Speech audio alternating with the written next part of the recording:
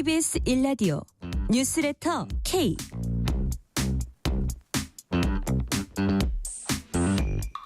안녕하세요. 뉴스레터 K 진행하는 전종철입니다. 추석 연휴 기간 여야는 이른바 밥상머리 민심을 선점하기 위해서 경쟁을 벌였습니다.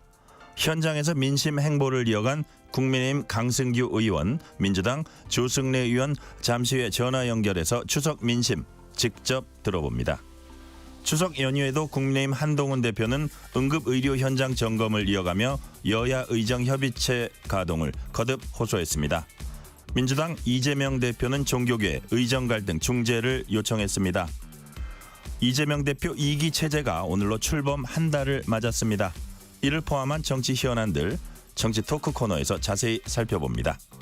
문자샵 9730, 짧은 문자 50원, 긴 문자는 100원, 어플리케이션 콩으로 보내시면 무료입니다.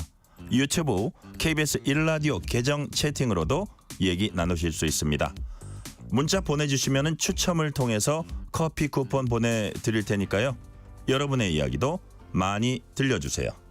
뉴스레터 K 지금부터 시작합니다.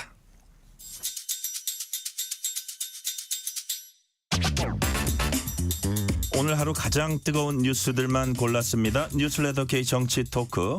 오늘은 추석 연휴 마지막 날을 맞아서 조금 특별한 구성으로 준비했습니다. 손수조 정책연구원 리더스 대표, 이동학 전 민주당 최고위원 나오셨습니다. 어서 오세요. 안녕하세요. 자, 벌써 추석 연휴 마지막 날입니다. 시간 빨리 지나가죠. 자, 손수조 대표님 이번 추석 어떻게 보내셨어요? 저는 오랜만에 부산에서 네. 오는 길인데요. 오늘 이번 추석 너무 더웠어요.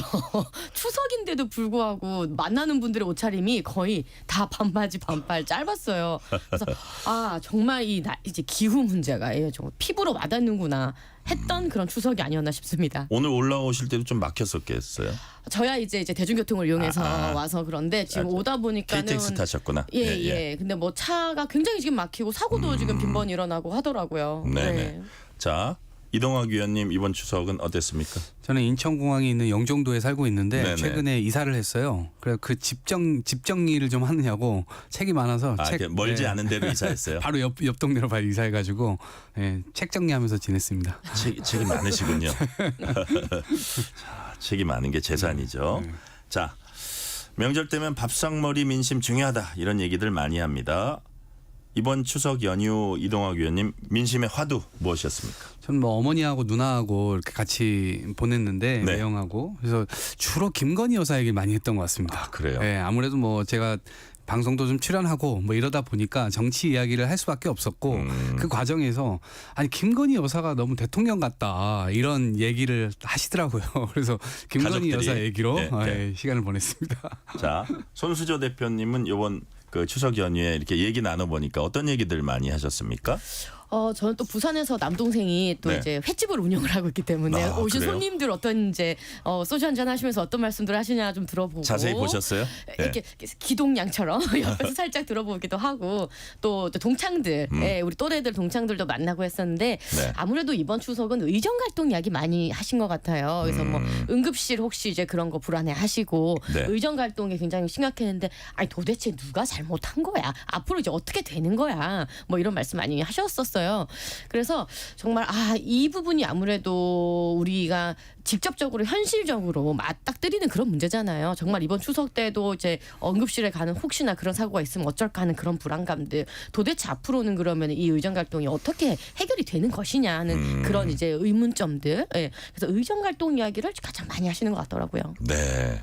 자, 손수조 대표님께 이어서 하나 더 여쭤볼게요. 여야 정치권이 이제 명절 민심 잡기 위해서 부지런히 움직였습니다. 국민의힘은 추석을 맞아서 어려운 분들의 목소리에 더 귀 기울이면서 격차 해소와 민생 회복을 위해 더욱 힘차게 뛰겠다는 민생을 강조한 논평을 냈어요. 어떻게 보십니까? 짤막하게 평가해 주세요. 그렇죠. 그래서 의정 갈등을 우리가 타개하고 싶었어요. 한동훈 대표 입장에서 사실 그 전에 추석 전에 여야 의정 협의체 구성에 박차를 가하지 않았습니까? 근데 사실 메이드가 안 됐어요. 예, 이걸 뚫고 가지 못했다 보니까 사실은 이제 민생 얘기할 수밖에 없었는데 민생 중요하죠. 하지만 또 이제 바로바로 이렇게 나타나는 그런 건 아니다 보니까 재미는 없는 이슈이기는 해요. 네. 그래서 우리가 이 여야 의정 협의체를 정말 메이드 시켜가지고 이번 추석 민심을 조금 더 가져왔으면 좋았을 텐데 조금 아쉽습니다.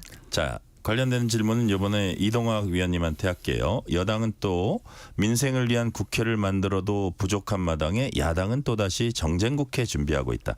아마 내일 본회의 얘기하는 게 아닌가 싶은데 이렇게 비판하는 목소리도 함께 냈습니다. 여기에 대해서 어떻게 보셨어요? 민생 관련된 법안을 계속해서 내왔음에도 불구하고 여당에선 제대로 된 협상도 제대로 하지 않았고 또 대통령은 그 국회에서 통과된 법안조차 계속해서 거부권으로 일관해 왔잖아요. 네. 그런 측면에서 보면 이 정쟁만을 부각해서 또 야당이 그러려고 한다라고 덮어 씌우는 듯한 느낌이 들고요.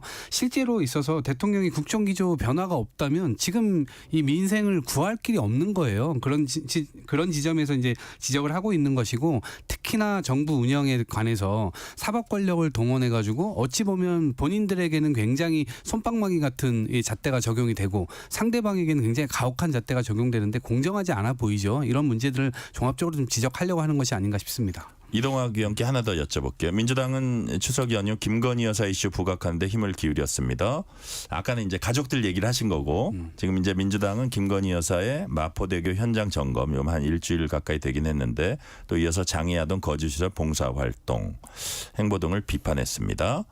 어떤 점을 이렇게 잘못됐다고 얘기하고 있는 겁니까? 그러니까 이제 국민들께서 보시기에 공백이 발생된 건데 그 공백이 뭐냐. 뭔가 잘못했을 때 사과를 해야 돼요. 잘못됐다. 이게 법적으로 문제 없다. 이렇게 나올 게 아니고요. 도덕과 법이 따로 있어요. 그러면 그 도덕적인 부분에 대해서는 잘못했다고 얘기를 해야 되고 근데 이 법이 철두철미하게 모든 사람에게 똑같이 적용되느냐 또 그러진 않은 것 같아요. 법과 원칙을 굉장히 중시하는 윤석열 정부에서 이상할이 많지 김건희 여사가 뭔가를 잘못해도 뭐 예를 들면 감사원이 나서서 그리고 혹은 권익위가 나서서 혹은 검찰이 나서서 다른 사람에 비해서는 아주 관대하게 이 과정을 아주 불공정하게 이 조율을 해가면서 국민들을 눈높이에서 이건 도저히 맞지 않아라고 하는 정도의 문제의식을 불러일으킬 만한 그런 행동들을 막 하거든요. 그러니까 그런 지점들에서 정부가 너무 운영을 너무 편파적으로 하고 있다. 그리고 김건희 여사 스스로는 아무런 반성도 없이 아무렇지도 않게 저런 행보들을 하는 것이 당연히 고와 보이지는 않겠죠. 네. 여기에 대해서 우리 손수조 대표님은 어떻게 보세요? 이제 여사의 어떤 행위에 대해서 민주당의 비판 적합하다고 보십니까? 아니면 좀 지나치다고 보십니까? 글쎄요, 장애인 또 그 시설 방문까지 비판할 필요는 있겠습니까? 뭐 이제 그냥 조용히 영부인으로서 그냥 행보하시는 거잖아요. 뭐 전용기를 타고 타지마할 관광을 갔습니까? 뭘 했습니까? 그런 정도는 또 아니기 때문에 뭐 명절을 맞아서 명절 앞뒤로 이렇게 행보하시는 거에 대해서는 굳이 그렇게 정쟁으로 몰고 갈 필요는 없지 않았나. 물론 이동호 최고님 지적하신 만큼 어떤 도덕적인 부분에서 그런 감정적인 그런 부분에서의 우리가 원하는 것 그랬으면 좋겠다 싶은 뭐 사과를 받는다든지 조금 더 진정 어린 모습을 보이신다든지 하는 부분들에 대해서는 저 역시 아쉽기는 합니다만 또 이 영부인으로서의 조용한 또 행보를 하는 거에 대해서는 또 굳이 그렇게 비난할 필요는 있을까 싶네요. 네. 자, 윤석열 대통령이 원전 수주 관련해서 내일 체코로 떠납니다. 지금 국내 현안이 많죠. 의정 갈등, 뭐 특검 전국. 그렇지만 뭐 대통령이 또 외치는 외칩니다. 그래서 대통령이 세일즈 외교에 나섰다고 볼 수 있는데 대통령이 그만큼 이 사안을 중요하다고 생각하는 게 아닐까 이제 그렇게도 이제 해석이 될 수 있는 부분인데 이동학 위원님, 네. 이 시점에 대통령의 원전 세일즈 외교 어떻게 보세요? 저는 체코 하면은 떠오르는 게 프라하예요. 그 예전에 우리나라에서도 유행했던 드라마가 프라하의 여인이라고 하는 드라마가 있었죠. 김건희 여사가 또 도대체 여기를 같이 대통령과 왜 나가지? 그리고 사실 체코 원전은요, 체코와의 관계가 문제가 있는 게 아니고요. 미국에서 그 특허나 자신들의 어떤 기술 이런 것들을 대한민국 정부가 왜 그걸 니들이 팔아먹냐? 우리 기술인데 미국에서 문제 제기를 하고 있는 것이거든요. 근데 지금 체코가 가지고 어떤 문제를 해결하겠다고 하는 것인지 그런 것에 대해서는 잘 모르겠어요. 그래서 오히려 김건희 여사를 대동하고 가는 게 과거에 유럽 그 나토 순방 가가지고 이 명품 샵 쇼핑하고 이런 문제들이 계속해서 오버랩돼서 나타나고 있기 때문에 저는 지금 적절한 것인가 그리고 적절한 성과를 가져올 수 있는가 지금 외신을 보니까 체코에 지금 어마어마한 홍수가 났다 그래요. 지금 몇 명이 죽고 뭐 다치고 지금 수천 명 이재민이 발생하고 이런 상황인데 아마 가서도 그런 위로 당연히 해야 될 것이고 그런 지점에서 또 우리 한국에서 또 먼저 해야 될 건 없는지 그런 것도 살펴봐야 될 텐데 어찌 됐건 간에 그 나라 국민들을 위로하고 이런 건 좋겠습니다만 원전 관련해서 엄청난 뭐 성과를 가져올 것이다 이렇게 또 예측이 되지는 않습니다. 김건희 여사와 좀 예. 관련이 돼 보여요. 프라하의 여인이죠. 전 도저히 이해할 수가 없는 상황이라고 보고 그거는 사실 저희들이 그렇게 보려고 해서 보는 게 아니고 그동안 보여줬던 모습을 토대로 생각할 수밖에 없다 이렇게 말씀드립니다. 자, 손수저 대표님. 뭘 또 프라하 여행까지 갑니까? 일어나지 않는 일에 대해서 또 그렇게까지 또 하는 것보다는 사실 대한민국의 이 원전 세일즈 이 부분에 대해서는 정말 우리가 정말 많이 집중하고 있는 또 그런 부분이고 또 외치는 외치기 때문에요. 또 대한민국 영업사원 1호 영업사원으로서의 또 그 면모를 보여주시면은 대통령으로서 역할을 하는 거죠. 그거에 대해서는 여야 할 것 없이 우리가 또 많이 응원하고 그러는 자세가 좀 좋다고 봅니다. 자, 그럼 여기서 현장 민심을 직접 살펴본 여야 의원들의 목소리 직접 들어보겠습니다. 먼저 국민의힘 강승규 의원부터 전화 연결해 봅니다. 강승규 의원님 안녕하세요. 안녕하세요. 자, 의원님 추석 연휴 기간에 이제 지역구인 충남 예산 홍성 민심 행보 이어가셨습니다. 이번에 직접 네. 들어보신 지역 민심 어떤 걸 좀 꼭 해달라고 했습니까? 연휴 기간 저는 자전거로 저희 지역구인 홍성 예산 곳곳으로 찾아가면서 민심을 좀 청취했는데요. 네네. 역시 지방은 지방 소매제한 과제가 있지 않습니까? 네. 출생률, 농업인구 축소, 또 여러 가지 생활 인프라 확충, 일자리 이런 것이 모든 것이 연결되고 부족돼 있지 않습니까? 네. 이런 부분들 좀 해결해달라는 그런 민심들이 많았고요. 제가 이번에 여러 지역을 돌아보면서 찾아가는 민원의 날을 운영하는 것처럼 많은 숙제를 안고 왔습니다. 네. 자, 밥상 물가 얘기 안 할 수 없습니다. 정부가 추석 연휴 동안 전통시장 살리기 위한 상품권 행사 등도 이제 준비한 바 있습니다. 그 물가 얘기는 유권자들, 지역민들이 어떻게 얘기했는지 또 이런 상품권들은 현장에서 잘 활용되고 있었습니까? 물가가 이제 2%대로 좀 잡혔지 않았습니까? 그런데 네네. 이제 워낙 무더위 때문에 농산 물가가 좀 많이 좀 올라 있고요. 네네. 그런데 이제 또 우리가 물가가 많이 잡혔다 하더라도 그런 거시경제가 민심에 이런 민생에 와닿기까지는 시차가 있기 때문에 이런 분들이 어려움도 좀 있어 보입니다.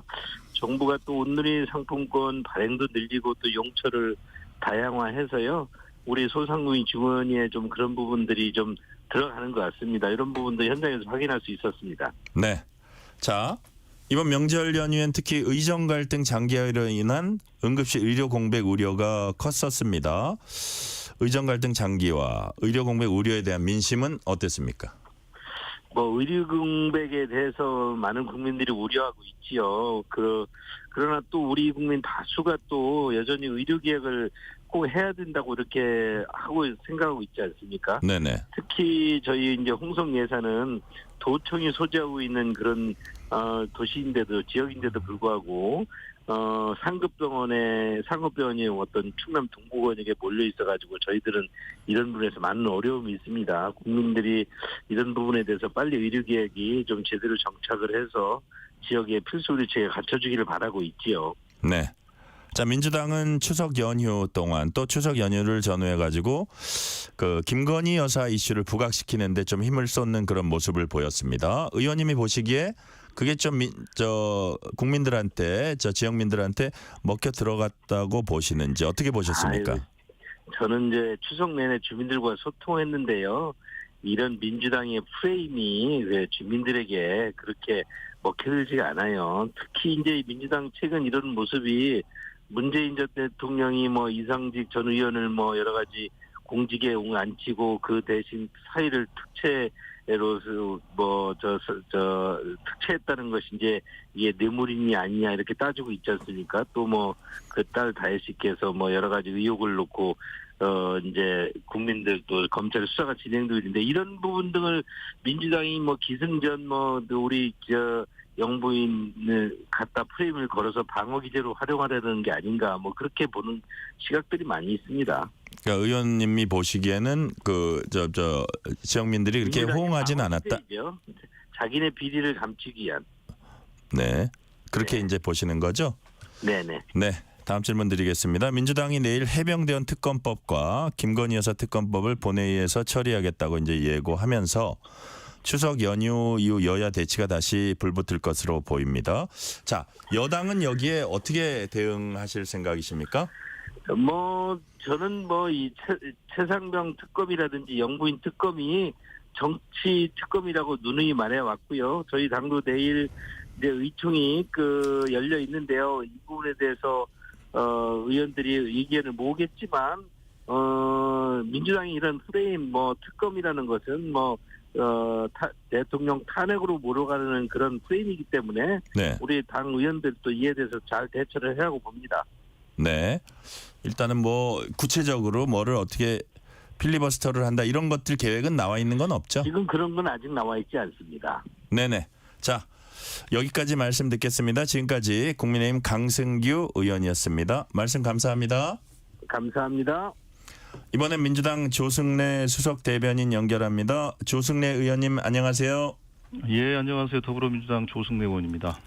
의원님, 지역구가 이제 대전 유성 갑이신데 그렇습니다. 네네. 직접 만나보신 지역 구민들 어떤 얘기 가장 많이 하시던가요?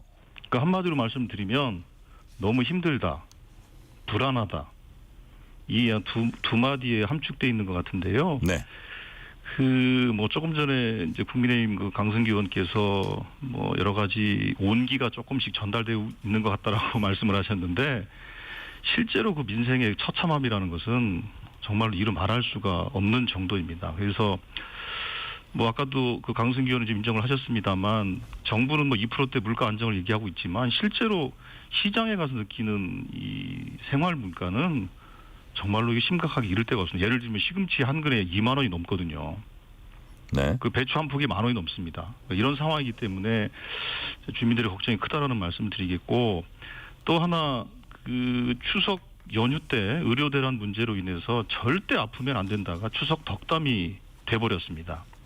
한마디로 너무 힘들고 불안하다는 것인데 근데 사실 물론 이 말씀은 지난 설 때도 많이 말씀을 하셨습니다만 그때와 조금 다른 것은 이제는 보니까 비판하고 비난하는 것도 한가할 정도로 대통령과 정부 여당의 무능에 대해서 깊은 분노를 가지고 있다 이런 느낌을 받았습니다. 자, 민주당은 추석 명절을 맞아서 김건희 여사가 공개 행보에 나선 것을 강하게 비판했습니다. 여기에 대한 민심은 어땠습니까? 지금 대통령이든 대통령 부인이든 누구든지 간에 똑같이 대해라. 이게 한마디로 국민들의 생각입니다. 예를 들면 김건희 여사의 경우에 대통령 부인으로서 할 건 다 하고 또 누릴 건 다 누리는데 왜 도대체 검찰, 경찰, 감사원, 권익위 등 모든 국가기관은 대통령 부인이라고 봐주는 것이냐. 이거에 대한 깊은 분노가 있는 것이다. 이렇게 이해를 하고 있고요. 그래서 김건희 여사의 이런 공개적인 행보에 대해서 당연히 그러다 보니 곱게 보이질 않는 것이죠. 네. 지금은 이제 의료 공백 관련 질문 2개 드릴게요. 아까 예. 말씀하셨지만 연휴 기간 응급실 의료 공백에 대한 우려가 컸습니다. 의료 공백과 의정 갈등 장기화. 여기에 대해서 지역 민심은 어떻게 지금 얘기를 하고 있습니까? 그러니까 실제로 지역 의료라든지 공공 의료라든지 이런 개혁의 필요성에 대해서 국민들이 당연히 공감을 하십니다. 네. 공감을 하시는데 그걸 풀어나가는 방식이 대통령과 정부가 너무 무능하고 너무 한심하게 일 처리를 하다 보니 오히려 대한민국 그동안 만들어왔던 이 공공 의료 시스템 자체가 무너지는 것이 아니냐는 걱정과 이제 분노가 있었거든요. 네. 실제로 아까 말씀드린 것처럼 추석 덕담이 절대 아프면 안 된다는 덕담이 되고 저희들이 보통 명절 때 현수막 같은 걸 걸잖아요. 네네. 근데 이번에 거리 현수막에 연휴 기간에 진료하는 병의원 명단을 게시를 했어요. 네. 그러니까 이거에 대해서 주민들이 정말 좋은 게시라고 칭찬도 많이 할 정도로 주민들은 심각하게 생각을 하고 있는 상황입니다. 네. 의정 갈등 관련해서 민주당 이재명 대표는 종교계 의정 갈등 중재 요청했고요. 국민의힘 한동훈 대표는 응급의료 현장 점검을 이어가면서 여야 의정 협의체 가동을 호소를 했습니다. 자, 이것이 이제 더 이렇게 효과를 발휘하기 위해서는 뭐가 필요하다고 보세요? 실제 저희들은 일관되게 말씀을 드린 것처럼 이 2가지가 좀 필요한 것 같아요. 첫 번째로는 여야 의정 협의체라는 것을 구성하고 운영함에 있어서 그 진정성을 각 주체들이 느낄 수 있게 해야 되는데 그러려면 2가지가 필요하다. 첫 번째는 이 상황을 이렇게 만든 것에 대해서 대통령의 사과 그리고 책임 있는 당국자들의 문책 같은 것들이 필요하지 않겠냐. 그 첫 번째이고 두 번째로는 모든 의제를 다 털어놓고 얘기할 수 있는 정도는 돼야 참여가 가능하지 않겠냐. 이게 저희들이 두 가지를 얘기했습니다. 네. 그런데 실제로 여당 내에서도 서로 얘기가 다르고 정부 내에서도 뭐 오전에 한 얘기가 오후 한 얘기가 다르고 이렇게 계속 혼선을 빚고 있으니까 각 주체들이 신뢰를 하지 못해서 이 여야 의정 테이블 구성이 안 되는 것 같아요. 우선은 정부 각 주체들에게 좀 신뢰할 수 있는 조치들을 하는 것이 우선이다 이렇게 생각합니다. 네. 민주당이 내일 본회의에 해병대원 특검법과 김건희 여사 특검법을 상정해서 이제 처리하겠다고 예고했습니다. 여당은 민생법안 함께 추진하자고 합의한 지 한 달도 채 안 됐는데 이게 이렇게 쟁점 법안을 밀어붙일 것이냐 하면서 강하게 반발을 하고 있고요. 자, 그렇다면 이거는 투트랙의 차원에서 민생법안과는 별도로 내일 처리가 되는 겁니까? 아니면 지금도 뭐 또 조율이 가능한 겁니까? 뭐 일단은 그 19일 내일 본회의는 12일 합의했던 본회의가 일주일 미뤄진 겁니다. 네네. 그렇기 때문에 뭐 합의가 없었다라는 것은 좀 말이 안 되는 얘기고요. 네. 그리고 저희들이 그래서 민생 경기 회복을 위해서 지역사랑 상품권법 같은 것들을 처리해서 지역 민생 경기를 좀 살려보자라고 제안을 하고 있음에도 불구하고 그거에 대해서는 애써 이제 외면하고 있는 것이고요. 네. 지금 국민들의 요구는 그렇습니다. 민생도 챙기고 숱한 의혹이 있는 여러 사건들에 대해서 의혹을 좀 낱낱이 밝히는 그 두 가지를 다 해라. 그게 추석 민심이라고 저는 생각을 하고 있습니다. 그래서 국민의힘에서는 민생과 진실 이 두 개의 테이블에 국민의힘 좀 동참하기를 바랍니다. 민생과 진실의 테이블에 동참해달라는 말씀까지 듣겠습니다. 지금까지 민주당 조승래 수석 대변인이었습니다. 의원님 감사합니다. 예, 감사합니다. 실시간 교통 상황 알아보겠습니다. 라디오 교통정보센터 서휘영 리포터 나와주세요.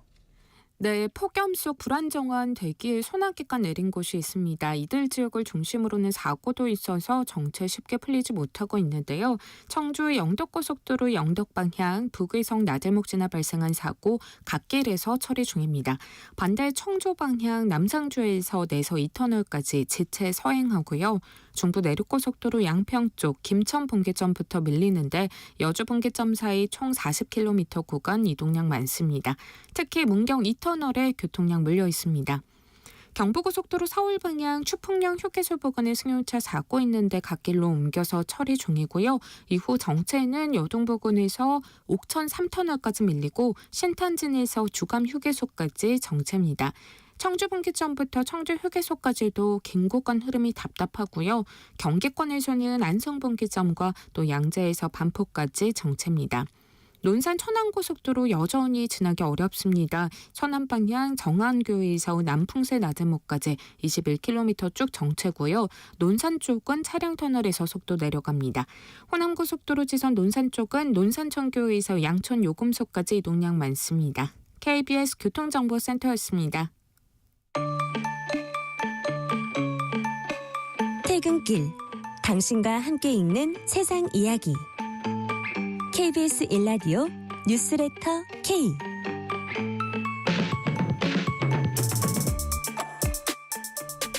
지금 뉴스레터 K 정치 토크 진행 중입니다. 손수조 정책연구원 리더스 대표 이동학 전 민주당 최고위원과 얘기 나누고 있습니다. 다음 질문 드릴게요. 민주당 이재명 2기 체제가 오늘로 한 달을 맞았습니다. 먹사니즘을 앞세운 민생 실용 노선으로 중도층 공략에 나선 동시에 김건희 여사 특검 추진 등 대여 공세를 하는 투트랙 노선을 펼쳐왔습니다. 자, 손수조 대표께 여쭤볼게요. 이재명 대표 2기 한 달 어떻게 평가하세요? 먹사니즘의 캐치프레이즈를 내걸면서 민생에 집중했던 기간 아주 저는 좋았다고 평가하고요. 그리고 실제적으로 결과론적으로 많은 협치의 산물로서 법안도 처리를 했었죠. 근데 그것이 지금 또다시 어떤 특검, 그다음에 국정조사와 같은 그런 것들로 다시 정쟁의 국면을 맞아들이는 것 같아서 굉장히 안타깝습니다. 저는 지금 이제 추석 이후로는 정말 여야 의정 협의체의 구성 문제, 이 문제를 정말 이제 추석 연휴 동안 그동안에도 한동훈 대표도 마찬가지고 이재명 대표도 마찬가지고 정말 많이 노력했지 않습니까? 정말 결실이 나와야 됩니다. 그래서 이 문제와 또 지금 우리가 국민연금이라는 것이 또 국회에 들어가 있습니다. 어느 정권도 정말 손대지 못했던 이 국민연금 문제가 드디어 윤석열 정권에서 정말 손을 댔고 어느 정도 이제 그 프로세스 과정 속에 있기 때문에 지금 여야가 집중해줬으면 하는 것은 이 의정 대란 문제와 국민연금 문제라고 저는 생각합니다. 근데 이 에너지를 다른 데 분산시키지 않았으면 좋겠어요. 이 사실 특검, 그다음에 뭐 국정조사 이런 것들이요. 지금 타격감 제로입니다. 여당이 그렇게 이재명 대표의 어떤 사법 리스크에 몰두하다가 총선 치르고 나서 이게 아니네 하지 않았습니까? 별 타격감이 없었다는 거예요. 그러니까 마찬가지로 야당도요. 지금 김건희 여사의 어떤 그런 특검, 국정조사 이런 것들이 이미 민심에 반영될 대로 됐기 때문에 그 이상의 타격감은 전 없다고 봐요. 정쟁밖에 남지 않았다고 보기 때문에 그런 데 에너지 쏟지 말고 정말 우리가 해야 되는 이재명 대표 처음 얘기했던 그 먹사니즘에 집중해줬으면 좋겠습니다. 자, 이동학 위원님, 지금 손수저 대표가 먹사니즘에 좀 더 비중을 두고 집중했으면 좋겠다. 투트랙으로 가더라도. 그 부분은 어떻게 생각하세요? 그 비중은 너무나 상대적인 개념이잖아요. 누군가 보기에 따라서 와 민생으로 기울어져 있네. 누군가는 너무 사법 리스크 뭐 이런 거에 기울어져 있네. 이렇게 볼 수 있을 텐데요. 어쨌든 이재명 대표 입장에서는 지금 들어와서 뭐 예를 들면 인재영입위원회도 이제 재정비를 하고 그리고 계속해서 이제 민생 법안을 좀 앞세우고 있는 상황이에요. 근데 거기에 사실은 정부나 여당에서 좀 조응할 필요가 있는데 지난번에 우리가 뭐 지금 벌써 한 3주 4주 됐네요. 그 합의 처리 27건을 했잖아요. 그러니까 그런 모습들을 아마 많이 보고 싶어 할 텐데 그 뒤로도 계속해서 윤석열 대통령의 태도라든가 자세 이런 것들은 지금 변화될 이 소지가 안 보이거든요. 그리고 여당 입장에서도 대통령이 기침 한번 하면 전부 다 들어 눕는단 말이죠. 그러니까 대통령이 민심에 부합하지 못하는 국정 운영을 함에도 불구하고 여당에서는 이런 방구 대통령에 대해서 이걸 바로잡을 만한 어떤 힘들이 나오질 않고 있는 것 같습니다. 그런 측면에서 보면 민주당에서는 먹사니즘은 당연히 강조해가면서 할 수밖에 없고 또 하나는 국정을 어쨌든 제대로 좀 운영을 해야 되지 않겠냐라고 하는 그 일념으로 뭐 예를 들면 사심을 가지고 운영하는 것 같은 느낌. 그러니까 사법 어떤 당국이나 이런 데가 김건희 여사를 굉장히 지나치게 뭔가 편의를 봐주는 이런 형식으로 계속해서 운영해 간다는 건 이거는 정부 운영 자체를 제대로 한다고 볼 수가 없는 거죠. 그래서 그런 지점에서 당연히 이런 영역도 지적을 해나갈 수밖에 없다 이렇게 생각합니다. 이동학 위원님께 하나 더 여쭤보면 지금 이제 이재명 대표가 중도층 확장 행보라 그럴까요? 그런 것들에 이제 신경을 쓰고 있는데 금투세 이 부분은 유예 쪽으로 가닥을 잡았다 이런 보도가 나오고 있어요. 당내 분위기 어떻습니까? 지금 이제 토론회가 지금 24일로 예정되고 있거든요. 네네. 그래서 아마 이제 여러 가지 토론이 지금 일어나고 있는 것 같습니다. 특히나 재선 의원이죠. 이소영 의원이 금투세 관련해서 뭐 방송에 나가가지고 여러 가지 측면에서 지금은 우리가 뭐 담세 체력이 안 된다부터 해서 여러 가지 논거를 가지고 얘기를 했어요. 그러다 보니까 그 뒤로 비슷한 생각을 가진 의원님들이 좀 얘기를 하기 시작했습니다. 저는 이것이 굉장히 건강하게 당내에서 토론될 수 있을 것이라 보고 24일 날 뭐 가부 결정을 확 나오진 않겠지만 여러 가지 측면에서는 유연한 결과가 나오지 않을까라는 시그널은 일단 되는 거죠. 그래서 유연한 결과. 예, 예를 들면 좀 어려운데 말이에요. 뭐 예를 들면 예. 이제 그 수위 자체가 예를 들면 네네. 5천만 원 이상 플러스 알파 되는 수익에 대해서 세금 20% 늘리는 건데 네. 뭐 이 기준을 좀 높인다든지 아니면은 뭐 또 몇 개월이든 몇 년이든 또 유예를 한다든지 아니면 그 전제 조건으로 상법 개정이나 이런 것들을 걸 수도 있고요. 네. 그래서 그런 여러 가지 측면의 유연한 조치들이 같이 따라 나오지 않을까 싶습니다. 문자 하나 보고 다음 질문 넘어갈게요. 2536님이 대통령이 못하는 건 못한다고 하고 잘하고자 하는 세일즈 의견은 여야 할 것 없이 미뤄져야 하는 것 아닌가요? 진정으로 국민이 원하는 것은 민생을 챙겨달라는 것입니다. 라는 의견 주셨습니다. 자, 근데 이재명 대표와 민주당 입장에서 우려되는 건 사법 리스크입니다. 오늘 20일과 30일에 각각 이재명 대표 공직선거법 위반 사건, 위증 교사 사건 1심 결심 재판 진행될 예정입니다. 보통 이제 한 달 후에 1심 선고 나온다고 이제 보면 되는데 민주당이 이를 염두에 두고 검찰에 대한 대대적 공세를 펼치고 특검을 더 강하게 밀어붙인다. 이런 분석도 여권에서 나옵니다. 손수저 대표님, 이런 관측은 어떻게 보세요? 그러니까요. 검사를 두고 특검을 한다는 얘기를 참 우리 많이 못 들어봤는데 이번 정권에 많이 들어보는 것 같아요. 지금 보면은 야당에서는 이제 문재인 수사검사에 대해서도 탄핵을 하겠다는 그 얘기가 지금 나오고 있고요. 그렇기 때문에 이런 탄핵의 문제, 특검의 문제 이런 것들이 앞서 말씀드렸던 듯이 우리 국민께는 별 타격감을 그렇게 주지 못한다. 큰 효용은 없을 것이다라고 보고 있고요. 따라서 지금 이재명 대표였던 사법 리스크는 최근에 몇 달 동안 있었던 일이 아니라 워낙 오랫동안 있어왔던 일이기 때문에 정해진 일정에 맞춰서 잘 판결을 받으시기를 바랍니다. 이동학 위원님, 이게 이제 어차피 재판이라는 거는 3심 최종심까지 가야 이제 그 결론이 나는 건데 그래도 1심 선고도 중요하잖아요. 그러니까 민주당 입장에서는 되게 긴장한다 그러나 정말로 주목하고 있을 것 같아요. 분위기가 어떤지 궁금합니다. 글쎄요, 저는 타격감이 크진 않을 것 같습니다. 그래요? 왜냐하면 정말 똘똘 뭉쳐있는 상황이고 더더군다나 지금 문재인 전 대통령까지 검찰에서 수사한다라고 나오고 있는 상황에서 그나마 아마 여당에서는 아마 갈라치기 이렇게 할 수 있을 거다 이렇게 기대를 했던 것 같은데 오히려 더 뭉치게 되는 이 결과를 가져오게 됐고요. 특히나 지금 이재명 대표의 사법 리스크가 있기 때문에 저희 쪽에서 최상병 특검과 김건희 특검을 밀어붙여가지고 이거를 형해화 시키려고 하는 것 아니냐 의도를 가지고 있는 것처럼 얘기를 하시는데 전혀 별개의 사안이죠. 저희가 검찰 이런 특검을 안 하면 김건희 여사 리스크가 이게 없어지는 겁니까? 해병대원 특검법 이게 이런 것 자체 리스크가 없어지는 겁니까? 이거는 완전히 별개거든요. 그래서 이재명 대표는 수사받고 지금 재판 이 과정에서 겸허하게 기다리고 있는 중이고 그 다음에 지금 최상병 사건 문제와 김건희 여사 문제는 여전히 진행 중인 리스크예요. 특히나 여당에서도 이견이 굉장히 크잖아요. 한동훈 대표 역시도 이 최상병 이 특검법은 당연히 자기도 필요하다. 자기가 당선되면 이거 하겠다라고까지 지금 얘기를 한 상태고 김건희 여사 관련돼서는 국민들이 다 지켜보는 가운데 권익이나 검찰이나 특히나 최근에 이 집무실 관련돼서 이 감사원이나 전부 다 솜방망이 처벌을 해주지 않았습니까?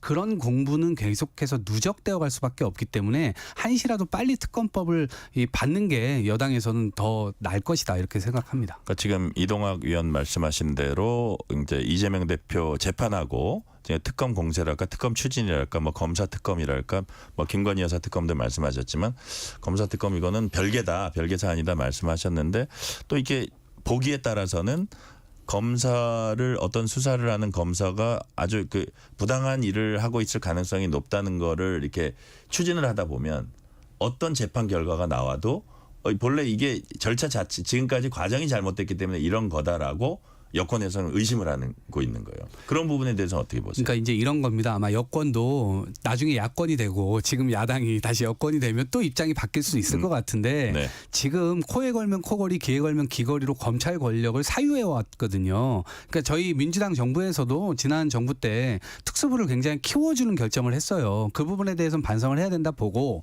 결국에는 이 정권 입맛에 맞게 검사들이 자기네들은 잘못을 해도 그냥 정권에서 비호를 해줘요. 기본적으로. 그리고 아무도 제대로 된 처벌을 받지 않습니다. 자정 기능 자체가 사라져 있기 때문에 저희가 무조건 탄핵을 지금 하겠다라고 하는 것은 아니고요. 이 검사 탄핵과 관련돼서는 적어도 불법행위나 이런 것들이 확인이 된다면 얼마든지 이거는 우리가 다시 들여다볼 수 있는 것 아니냐라고 하는 차원에서 일단 견제구를 날리고 있는 거죠. 왜냐하면 검찰들은 어쨌든 내부에서 자정 기능 자체가 무너져 있고 기소를 할 수 있는 능력도 있지만 기소를 하지 않는 능력도 있거든요. 그래서 그런 차원에서 검찰의 어떤 견제성 발언이다 이렇게 생각을 해주시면 좋겠습니다. 우리 손수여 대표님, 예를 들어서 네. 이제 문재인 전 대통령에 대한 이제 수사를 얘기했는데 지금 어쨌든 전 사위 관련해 가지고 문재인 대통령이 이게 뇌물 혐의가 적용이 되냐 이거 갖고 하고 있잖아요. 근데 홍준표 시장도 어제 오늘 사이에 이제 그런 얘기를 했는데 왜 그런 수사를 하냐? 원전 경제성 이런 큰 것들이 있는데 왜 그런 걸 하냐는 취지로 얘기했어요. 그래서 실제로 검찰이나 어쨌든 이런 검찰 내외에서 정말 큰 사건들에 대해서는 지금까지 너무 수사를 많이 안 해서 오히려 불만이다 이런 얘기도 있는데 그런 부분은 어떻게 보세요? 그러니까요. 문재인 전 대통령의 어떤 원전 세일즈 문제, 그다음에 김정은 만났을 때 USB를 넘겨줬을 때 어떤 그런 국방적인 문제, 이런 큰 거는 왜 안 하냐, 이런 얘기 하셨던데, 근데 큰 거 안 하지 않습니다. 지금 그렇다고 사소한 것이라고 중요하지 않는 거는 또 아니잖아요. 근데 큰 건 안 한다는 게 수사를 네. 안 한다는 게 아니고. 네. 그것들이 왜 왜 안 문재인 했거든요. 대통령과 관련해서는 왜 그게 그 전에 다 멈춰야 되냐 뭐 이런 불만이 검찰 내외에 조금 있다는 얘기를 드리는 거예요. 그래서 저는 홍준표 시장님의 말씀에 있어서는 그러니까 뭐 큰 것도 왜 안 하냐고 할 수 있지만 작은 것을 그렇다고 이렇게 꼭 뭐 꼴짝하다 이런 표현 쓰셨더라고요. 근데 작은 것이라고 중요하지 않고 그것 또한 문제가 있으면 밝혀내는 것이 맞지. 뭐 순서의 선호 문제가 있을 수도 있겠지만요. 어쨌든 검찰의 개혁이나 이런 문제에 있어서도 사실 그러면 여야의 뭐 공수를 바꿔서 들어가다 보면 그럼 문재인 정권 때 왜 검찰 개혁은 안 했냐 이런 얘기가 나올 수밖에 없는 것이고 공수처도 역시 문재인 정권 때 만들지 않았냐라고 할 수밖에 없는 거예요. 그러니까 지금의 검찰이 하는 수사는 모두 못 믿겠다. 이 모든 결과는 과정이 문제가 있기 때문에 검찰이 문제가 있다. 그 수사한 검찰을 탄핵하겠다. 이런 식의 논리로 가게 되면은 법치주의가 왜 있습니까? 믿지 못하는 것이거든요. 그러니까 이렇게 논리적으로 가게 되면은 아무 답도 나오지 않게 됩니다. 자, 우리 이동학 의원께서 한 말씀 짧게만 해주세요. 또 다른 시각을 좀 말씀드리자면 윤석열 대통령 지금 마음이 좀 급합니다. 왜냐하면 지지율도 계속 떨어지고 있고 그다음에 특히나 지금 지지층 내부에서도 굉장히 많이 떨어지고 있거든요. 근데 그 근간에는 어떤 것이 있냐면 윤석열 한동훈 팀에 의해서 결국 박근혜 이명박 정부 이명박 대통령들 전부 다 옥살이 하지 않았습니까? 그런데 이 사람들 보수 맞아? 이러한 의혹들이 지지층 내부에서 굉장히 심각해요. 그런데 다른 전직 대통령들은 다 감옥에 넣었는데 왜 문재인 대통령은 가만히 놔두냐 이러한 공분이 올라오다 보니까 저는 불가피하게 지금 별로 하고 싶지 않은데 지금 이거를 손을 대고 있는 것이라고 생각을 합니다. 그런 차원에서 약간 뭐랄까요 지금 굉장히 궁색해 보이는 지금 상황으로 가고 있고 오히려 이것이 야권을 똘똘 뭉치게 해주는 동력으로 작용하고 있다. 이게 완전히 역작용입니다. 자, 말씀해 주셨고요. 의정 갈등 주제로 가볼게요. 국민의힘 한동훈 대표가 추석 연휴 동안 응급의료 현장 점검 행보 이어갔고 여야 의정협의체 참여를 의료단체들을 또 만나서 이렇게 촉구를 했습니다. 자, 이동학 위원님. 네. 그 어쨌든 연휴 기간에도 이렇게 여기저기 뛰어다녔다고 하는데 근데 이게 결실을 맺기 위해서는 어떤 좀 조건이 충족이 돼야 될 것 같아요. 그렇죠. 일단은 저는 그 결실을 맺기는 일단 쉽지 않아 보여요. 한동훈 대표가 이렇게 저렇게 뛰어다니는데 일단 대통령의 고집과 아집으로 이미 의료 이 생태계는 망가져 버린 상태예요. 어떻게 보면 물이 이미 쏟아졌는데 물이 어떤 다른 어떤 그릇에 쏟아졌으면 그 그릇에 물을 다시 퍼서 담을 수는 있죠. 근데 바닥에 그냥 흥건해져 버린 상황이거든요. 이거를 아마 담기는 쉽지 않아 보이고 한동훈 대표가 저는 다니지만 국민들께서는 세간의 의혹이 있지 않습니까? 야, 한동훈 대표가 저렇게 돌아다닌다고 해서 대통령이 다 수긍을 하나?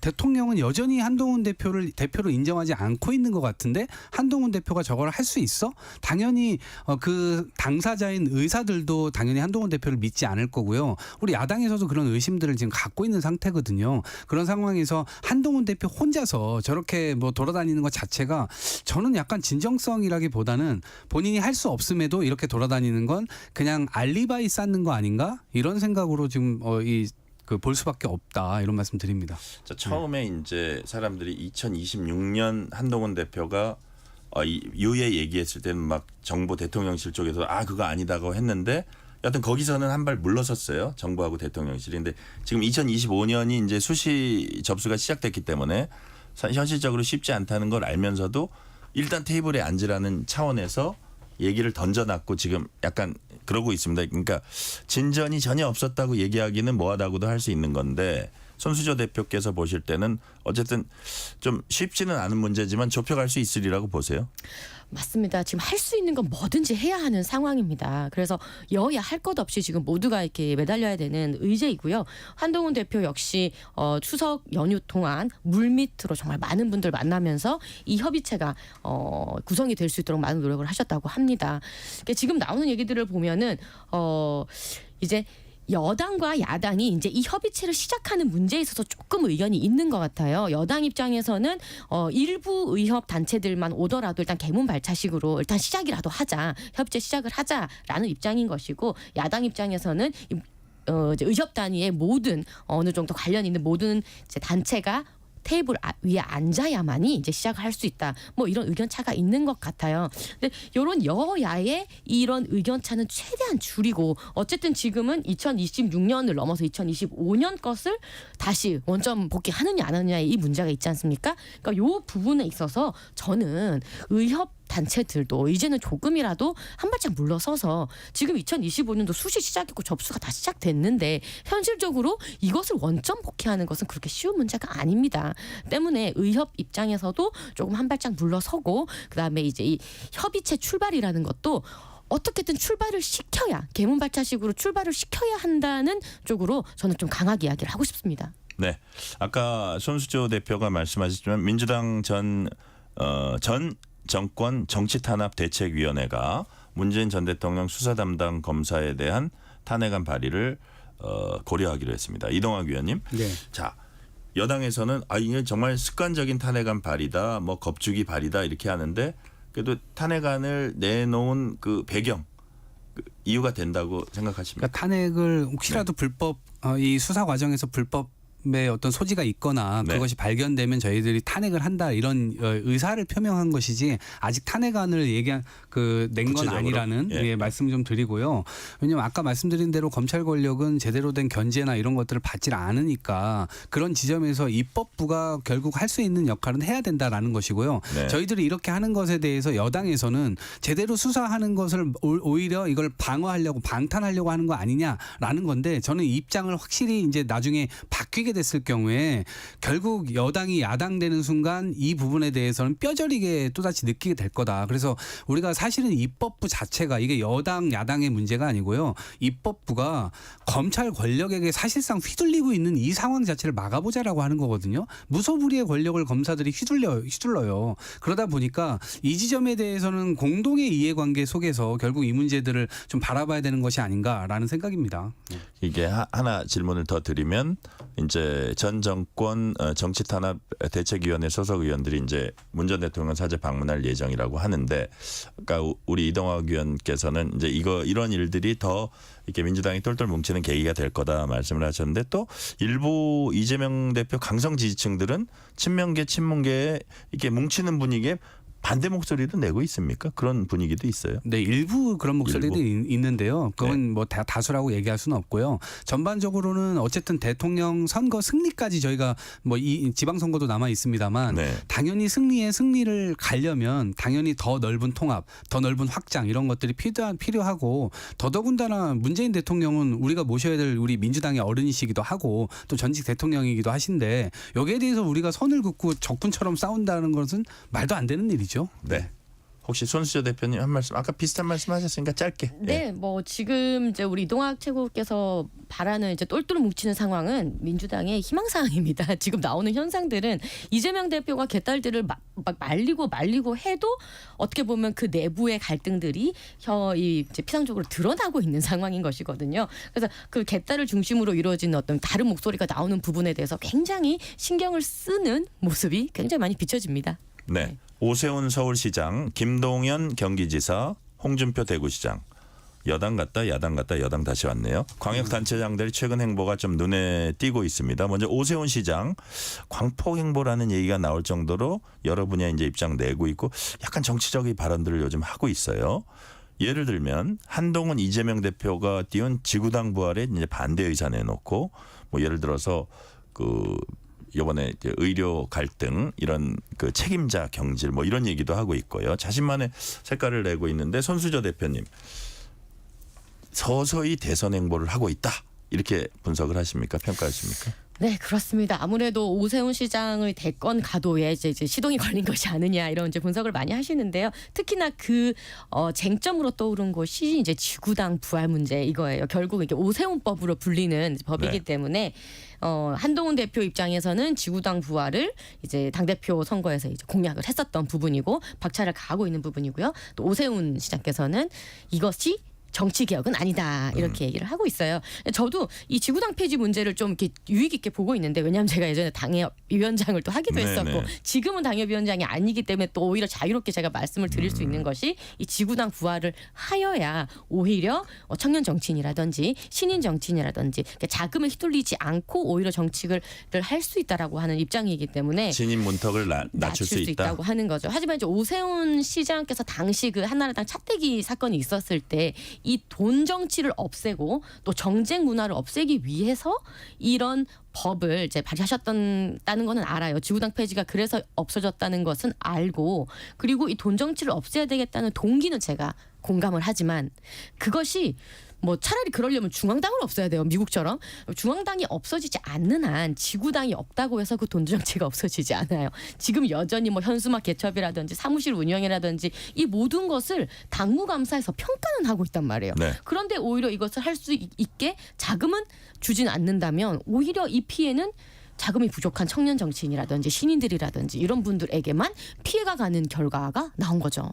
이번 질문은 이동학 의원께 한번 네. 드려볼게요. 김동연 경기도지사 행보가 예사롭지 않다. 이런 얘기들이 좀 흘러나오고 있어요. 특히 이재명 대표의 민주당에서 배제된 비주류들이 경기도로 모여들고 있다는 이제 말도 나오고 뭐 사람을 모으고 있다 이런 뭐 주장도 나오고 있는데 그런 분위기들 우리 이동학 의원님 네. 보시기에 어떻습니까? 상황이. 아무래도 저희가 대선 직후에 지방선거가 있었고 그 지방선거에서 어떻게 보면 굉장히 많이 패배를 했잖아요. 네. 광역 시도지사 뭐 이게 관련된 그런 의석 많이 뺏기게 되고 그러다 보니까 전반적으로 파이가 줄어들었어요. 네. 그러니까 이재명 체제라고 하는 것에서 결국 그 자리를 이제 잡지 못하시는 분들이 경기도가 그나마 이제 가장 큰 파이를 갖고 있는 상황에서 결국 일자리를 찾아서 가는 흐름들은 있는 것 같습니다. 근데 그거를 약간 뭐 정치적으로 뭔가 나중에 대선 주자로 뛸 수도 있다라고 하는 측면에서 주목을 하시는 것 같은데 그 자체가 뭔가 저희가 균열의 시작이라거나 뭐 그렇게 보진 않고 있어요. 그냥 뭐 다 어찌 보면 물론 정치적인 어떤 가치와 철학을 향해서 나아가는 것이지만 그 안에서는 뭐 생계에 관한 문제들도 있기 때문에 그건 정당에서의 일자리 문제는 그렇게 이제 그냥 풀려가는 것이죠. 저는 뭐 자연스럽게 보고 있습니다. 이 질문은 손수저 대표께 드릴게요. 홍준표 대구시장이 최근 주요 현안에 대한 언론 질문에 이런 답변을 내놨습니다. 사실 그 좀 윤석열 대통령에 대해서 이렇게 좀 긍정적인 얘기를 많이 해오셨는데 의대 증원과 관련해서 필요하다. 그렇지만 좀 더 단계적으로 했어야 한다. 또 김건희 여사 공개 행보에 대해서 자제를 해야 한다는 취지의 말을 했습니다. 홍 시장 왜 이런 말을 했을까요? 중앙에 관심을 끊겠다고 하셨던 우리 홍 시장께서 최근에 또 중앙 이슈에 대해서 이렇게 멘트를 얹고 있으신데 그냥 전형적인 손흔들기 정치 아닐까요? 나도 여기 있어요. 이렇게 아무래도 지금 이제 잠룡으로 분류되는 많은 여권의 인사들 중에서는 네. 대선의 본선까지 경험하셨던 분이시기 때문에 아무래도 그 이제 멘트에 무게감이 있으시고 또 잊혀지고 싶지 않으신 우리 홍 시장님의 그런 바람이 아닐까 싶은데요. 자, 마지막 질문 이동학 의원께 드릴게요. 추석 연휴에도 오는 10.16 기초단체장 재보궐선거 유세 현장 뜨거웠습니다. 특히 조국혁신당이 전남 영광, 전남 곡성, 부산 금정 등 세 곳에 이제 후보 내기로 하고 선거전에 돌입했는데 민주당과 좀 본격 경쟁하는 모양새예요. 민주당으로서는 어떨까요? 좀 불편한 상황인가요? 아니면 뭐 그냥 쿨하게 경쟁하는 건가요? 뭐 좀 불편할 수는 있죠. 왜냐하면 그동안 손짓고 헤엄치기를 해왔잖아요. 그러니까 뭐 이건 영남에서 보수 정당도 마찬가지고 호남에서 저희 정당도 마찬가지지만 네. 어쨌든 경쟁 상대가 있다는 건 그 지역 주민들에게는 좋은 정치 서비스를 줄 수 있다는 점에서는 긍정적입니다. 그리고 결국에는 이걸 통해서 시민들의 선택을 받고 정당들은 경쟁을 하는 것이기 때문에 결과적으로는 더 좋은 정치 이런 것들을 이제 선보일 수 있는 좋은 기회다. 이렇게도 보는 분들이 많이 있으신 것 같아요. 네, 오늘은 여기까지 말씀 듣겠습니다. 손수조 정책연구원 리더스 대표 이동학 전 민주당 최고위원이었습니다. 감사합니다. 감사합니다. 김영중이 부르는 그랬나봐 들으면서 뉴스레터 K 1부 마무리하겠습니다.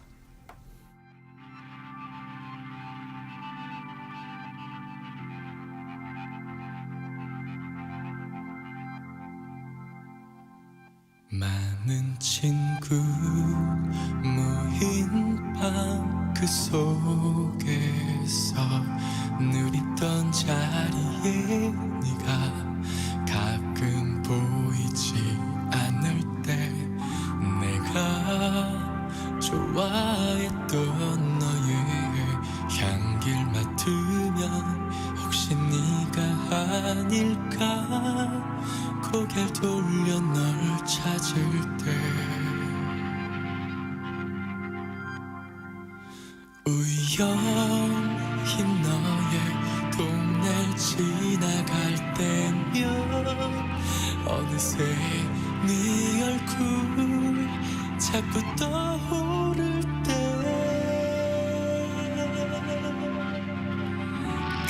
그랬나봐 나 널 좋아하나봐 하루하루 네 생각만 나는 걸 널 보고 싶다고 잘할 수 있다고 용기 내 전화를 걸고 싶었는데 그게 잘 안 돼 바보처럼 우연히 너의 메일을 알게 되면서 모니터 앞에 널 밤새 기다릴 때 그랬나봐 나 널 좋아하나봐 하루하루 네 생각만 나는 걸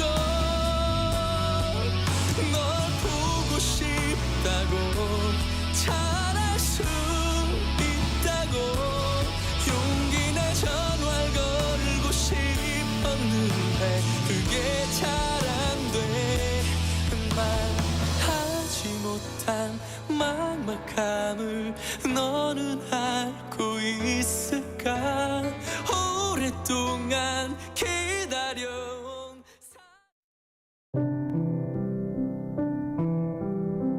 KBS 라디오 연중기획 희망충전 대한민국 604번째 이야기. 안녕하세요. 아나운서 유지원입니다. 10살 예은이는 선천성 청각장애를 가지고 태어났습니다. 부모님 역시도 모두 청각장애인인데요. 누구보다 장애의 어려움을 알기에 예은이의 부모님은 딸의 치료를 위해 최선을 다했습니다.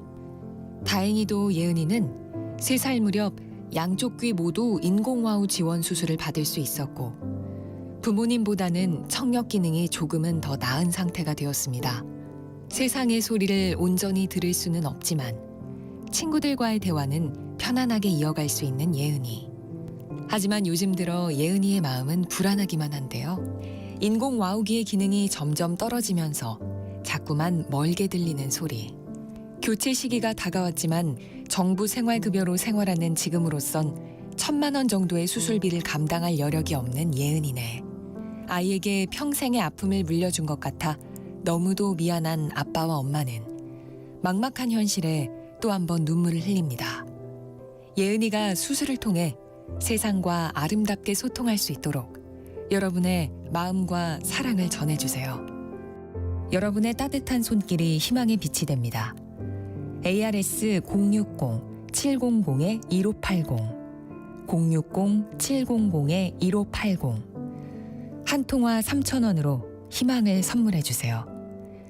KBS 라디오 연중기획 희망충전 대한민국은 초록우산 어린이재단, 인탑스 주식회사, 그리고 청취자 여러분과 함께합니다. ARS 060-700-1580 한 통화 3,000원입니다.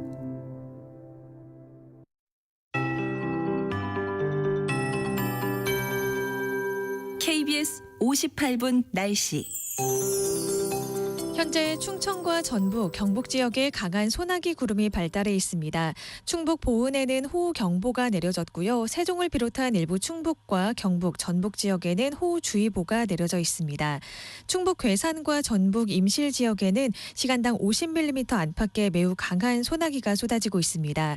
오늘 밤까지 일부 내륙을 중심으로 소나기가 내리겠고요. 경기 동부와 강원 내륙은 내일 늦은 새벽부터 아침 사이 소나기가 이어지는 곳이 있겠습니다. 또 내일 오후부터 저녁 사이에는 중부지방과 전북 영남에도 소나기가 내리겠습니다. 금요일과 토요일에는 전국 대부분 지역에 비 예보가 나와 있는데요. 내일 아침 제주도를 시작으로 오후에는 전남 해안에 비가 가끔 내리겠고요. 모레 새벽부터 전국 대부분 지역으로 비가 확대되겠습니다. 내일과 모레 많은 곳은 남해안과 지리산 부근에 100mm 이상, 제주도 산지에는 최대 200mm 이상의 큰 비가 예상됩니다.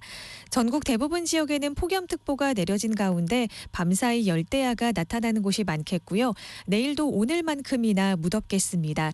내일 낮 기온 서울 33도, 청주 36도, 전주와 대구 35도까지 오르겠습니다. 모레와 글피 전국에 비가 오면서 폭염은 누그러질 전망입니다. 현재 서울의 기온은 32.7도입니다. 조하늘입니다.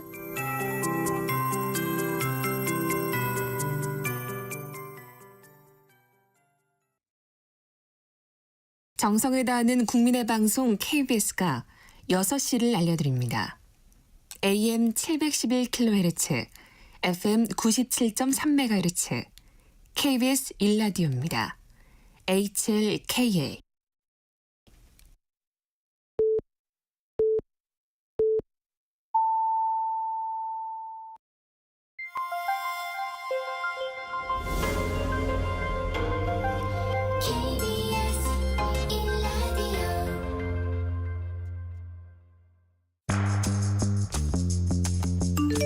여러분은 지금 퇴근길 시사편지 한 장, KBS 1라디오 뉴스레터 K를 듣고 계십니다.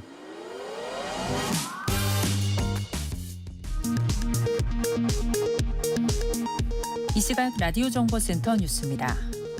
추석 연휴 동안 하루 평균 응급실 내원 환자 수는 2만 7천여 명으로 올해 설 명절보다 20% 이상 감소했습니다. 정부는 연휴에 보도된 응급실 뺑뺑이 사례는 전공이 이탈 이전부터 있던 문제라고 해명했습니다.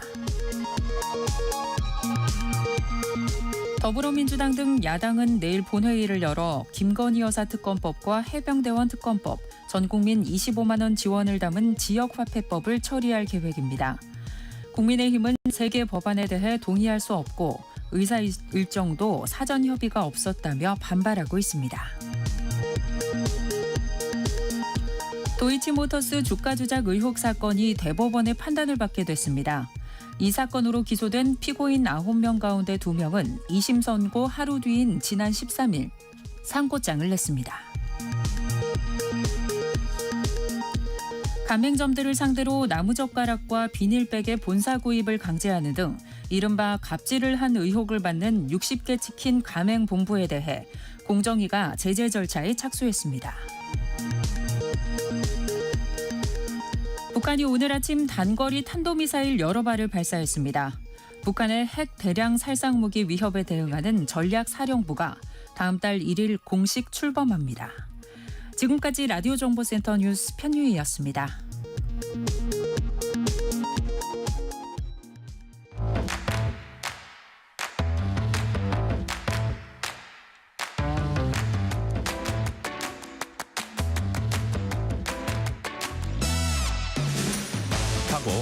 또 파고 골라서 엄선한 뉴스만 전해드립니다. 파파뉴 코너. 명절 동안 있었던 스포츠 소식 알아봅니다. 지난 1982년 출범한 프로야구가 42년 만에 관중 1000만 시대를 열었습니다. 기아는 7년 만에 한국 시리즈에 직행해서 1000만 관중 시대 첫 통합 우승에 도전합니다. KBS 김환수 기자와 함께 자세히 알아봅니다. 김환수 기자, 어서 오세요. 네, 안녕하세요. 프로야구 기아가 7년 만에 정규리그에서 우승하면서 한국 시리즈 직행을 확정했습니다. 전신인 혜택까지 포함을 하면은 12번째 우승 도전이죠. 네, 12번째 우승 도전인데 그동안 11번 동안 한 번도 지지 않았다는 겁니다. 와. 그래서 이번에 올라가게 되면 야, 이거 사실 지금 2위 삼성과 이제 어제까지 오늘 삼성이 경기를 하고 있지만 8경기 차이예요. 8경기 차이면 1위와 2위의 차이가 굉장히 크기 때문에 강력한 네. 우승 후보라고 할 수 있거든요. 근데 사실 이범호 감독 초보 감독이고요. 네. 또 기아의 사정을 보면 좋지 않은 게 그 우리가 이제 보통 야구할 적에 5선발까지를 놓고 5선발 투수를 놓고 경기를 네. 하게 되는 거거든요. 네. 근데 크로우, 네일, 이의리, 윤영철 없고 지금 5선발 가운데는 양현종 선수만 남아 있습니다. 그러니까 선발 투수 그 4명이 부진한 것을 갖다가 우리가 흔히 말하는 개투 요원들, 필수 예. 개투 요원들 또 마무리 투수가 막아낸 건데요. 예. 정말 대단한 게 이제 전상현 선수가 17홀드, 곽도기 선수 16홀드, 장현식 선수 15홀드, 최지민 선수가 11홀드입니다. 그러니까 사실 뭐 투수만 보게 되면 기아가 우승할 수 있을까? 또 감독 자체가 그 이범호 감독이 뭐 많은 경험을 한 감독이지만 초보 감독이잖아요. 네. 이범호 감독도 굉장히 부담일 텐데 이런 상황에서 근데 정말 필승의 저거는 역시 김도영 선수를 앞세운 타선입니다. 화력이죠.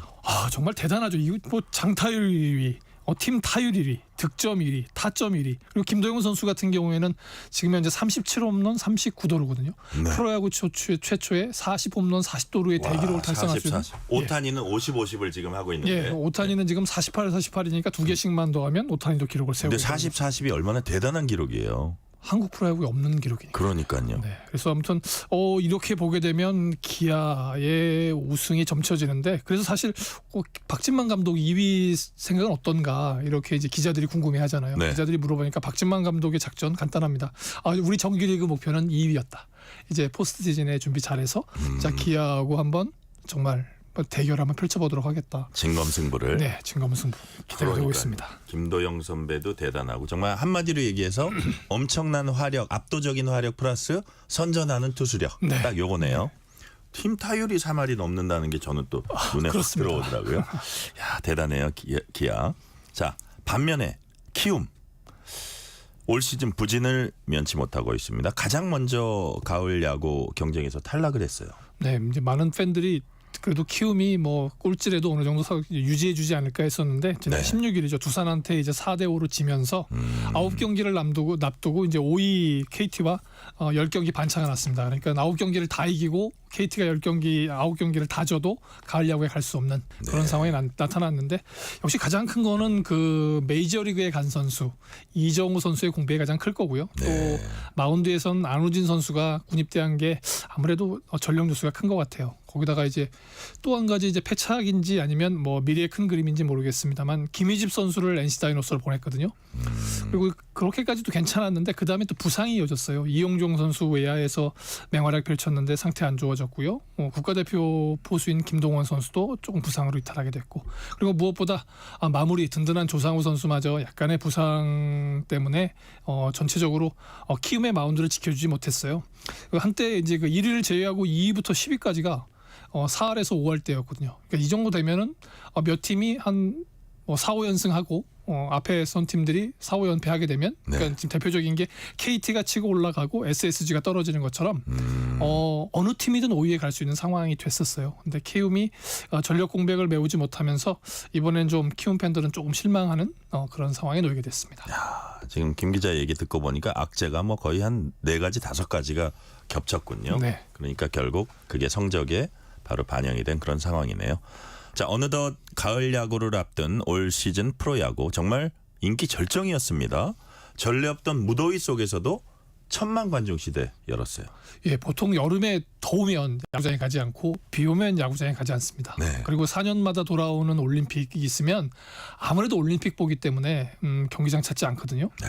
근데 올해는 좀 달랐습니다. 이제 아무리 무더워도 경기장 가득 찼고요. 올림픽에 열기가 가득하면 새벽에 올림픽 보고 나는 저녁에 야구장에 간다. 와, 이런 상황이 그 됐고요. 정성이 대단하네요, 팬들. 네, 그리고 사실 올해는 이제 응원하는 팀들이 성적이 뭐 엘로끼는 원래 뭐 인기가 있는 팀이었고 이제 한화에는 유현진 선수가 합류하면서 돌풍이 일기 시작했고, 근데 여기에 이제 또 예상 밖의 팀이 있어요. 사실 삼성입니다. 삼성이 그동안 성적은 좋았는데 인기 면에서 홈 구장의 관중을 채우는 면에서는 사실 100만 관중을 단 한 번도 넘어지 못했거든요. 네. 근데 올해는 뭐 성적도 2위지만 지금 100만 관중을 넘어섰어요. 그렇군요. 그래서 올 시즌 10개 팀 가운데 뭐 LG는 128만으로 가장 많고요. LG 두산은 원래 서울에 있으니까 관중몰이가 쉽고, 그다음에 이제 뭐 저기 기아하고 롯데는 원래 팬이 많고, 근데 거기에 이제 SSG 성적이 좋지 않은데도 삼성과 함께 다들 100만을 넘어서 팬들 이런 걸 보면 한번 그래서 KBS 기자들이 한번 물어본 적 있어요. 저 어느 날에 가서 응원하는 팀 성적이 안 좋은데 왜 경기장에 오십니까? 희망을 가지고 그리고 야구는 이제 더 이상 승부로 즐기는 것이 아니라 예. 우리들의 문화다. 이런 그래요. 표현들을 쓰셨다고 해요. 그러다 보니까 뭐 일부 팬들 얘기로는 뮤지컬이나 콘서트보다 저렴하고 또 주변에 그 나와 같은 그런 동료 의식을 느낄 수 있는 새로운 문화에 젖어들기 쉬웠다. 이런 표현을 쓰시고 또 먹을 거 많고 네. 또 즐길 거리 많았다. 이런 내용들도 있고요. 근데 그러다 보니까 사실 그 미국 메이저리그나 일본 프로야구만 봐도 30, 40대 남자 팬들이 주류를 이룹니다. 그렇죠. 예, 근데 우리는 20, 30대 여성 팬들이 주를 이룹니다. 와. 티켓 판매율 거의 뭐 여성의 티켓 판매율이 55%고요. 또 20, 30대 여성들이 37.7% 그러니까 거의 40% 가량을 이렇게 여성 팬들이 메워주기 때문에 경기장 전체의 분위기도 밝아졌고 전체가 다 젊어지는 그런 네. 효과가 돼서 아마 올해의 1,000만 관중을 두고 보면 물론 일본이나 미국 관중보다는 적지만 메이저리그나 일본 프로야구에서 아마 연구 대상이 될 것 같습니다. 그러니까요. 제가 이제 이렇게 언뜻 TV 화면상으로 이렇게 젊은 여성들 막 환호하는 모습을 네. 보면 뭐 꼭 이겼다 졌다 이거보다는 그 순간을 즐기는 것 같아요. 그리고 그렇죠? 커뮤니케이션하는 방식이 되게 재밌잖아요. 스케치북으로 나 오늘 휴가 내고 왔다. 그러니까. 나 누구 보러 왔다. 그런 것들을 보게 되면 선수들 입장에서도 비록 멀겠지만 자기 이름이 보이면 가슴 설렐 것 같아요. 그러니까요. 그리고 뭐 자기 이름이 새겨진 유니폼. 아까 이제 김도영 선수 잠깐 말씀드렸는데 그 선수 연봉은 1억 원입니다. 근데 그 선수가 그 올해 유니폼 어드밴티지를 가져갈 그 혜택은 얼마일지 아직 산출이 안 된다고. 아, 그래요? 예, 워낙 많은 팬들이 그쪽 표현으로는 그런 말을 하더라고요. 광주 팬들의 표현은 네 때문에 산다. 네 때문에 야구 본다. 뭐 이렇게 돼서 김도영 선수는 아무튼 뭐 이번 그 1,000만 관중 시대가 나온 가장 확실한 상품입니다. 그러니까요. 지금 어쨌든 야구장의 문법도 많이 달라지고 있습니다. 네. 자, 올해는 폭염 이야기 이제 말씀하셨지만 안 할 수 없습니다. 9월 들어서도 이제 낮 경기는 지금 열리지 않고 있는 거죠. 몇 원래는 경기를 그게 했어요. 7, 8월 하는 거 아닌가요? 네, 원래 7, 8월 더울 때만 네. 2시 경기를 하지 않고 5시 경기를 하는데 네. 9월에 들어서서 뭐 입추가 되고 쳐서 매직이 어쩌네 이런 얘기를 해도 안 됐어요. 그래서 이제 오늘 지금 경기에 펼쳐지고 있는 사직의 LG 롯데, 네. 수원에서 펼쳐지고 있는 삼성과 KT, 또 창원에서 펼쳐지고 있는 하나와 NC 경기가 2시 예정에서 5시로 넘어갔어요. 네. 그다음에 사실 올해 이 날씨 얘기 굉장히 많이 하는데 가장 대표적인 감독이 그 이승엽 감독입니다. 두산에 있기 전에 삼성에 있었을 때는 포항이 제2구장이었거든요. 네네. 거기서는 뭐 홈런도 치고 굉장히 그야말로 약속의 땅이었는데 두산 감독이 돼 보니까 왜 우리만 포항이나 울산 같은 데 가서 경기를 해야 되냐. 너무 배정이 많다. 예. 이래서 좀 그 뭐랄까 넋두리를 했고요. 네. 또 그래서 오늘 당장 시간이 갑자기 2시에서 5시로 바뀌었는데 그러면 감독들 어떻냐 하고 이제 그 KT 이강철 감독한테 물어보니까 아주 간단한 답이 돌아왔습니다. 죽는 것보다 낫다. 우리 선수들이 5시만 되면 거의 막 그 지쳐가지고 네. 그 고참 선수들 같은 경우는 교체를 해줬다고 해요. 너무나 체력적인 부담이 커서 교체를 해줬는데 사실 이렇게 비록 3시간이지만 5시로 경기를 이렇게 밀어주게 되면 뭐 아무래도 조금 더 선선한 상황에서 할 수 있게 되고 집중력을 높일 수 있어서 선수 감독들 굉장히 만족하고 있는 상황이라서 내년에는 아마 그 이런 7, 8월 이런 것이 아니라 기온에 따라서 한번 네. 고려하지 않을까 생각이 됩니다. 그렇군요. 자, 오늘도 프로야구 경기 5시에 시작돼서 지금 진행되고 있습니다. 야구 팬들 대표적인 응원가죠. 윤수일의 아파트. 잠시 듣고 다시 돌아오겠습니다.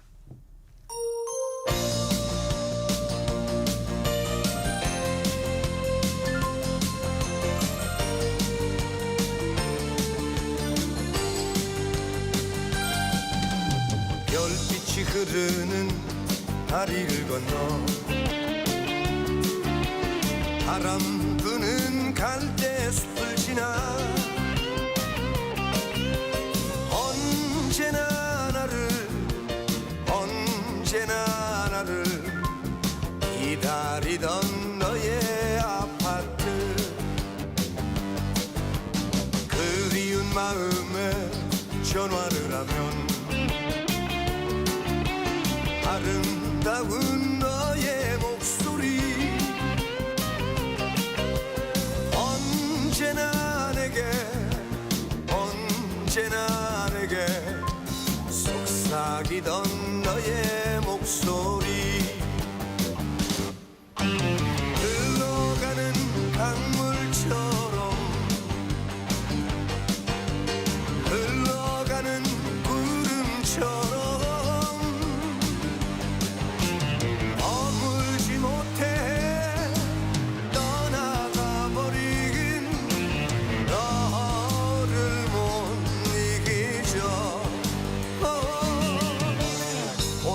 바보처럼 미련 때문에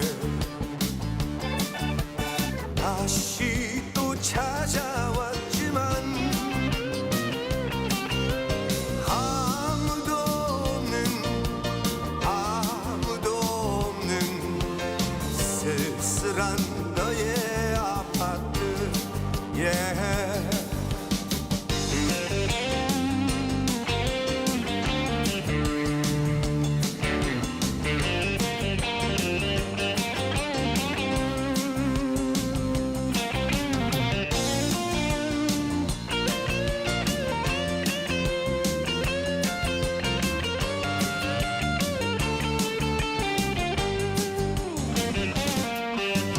흘러가는 강물처럼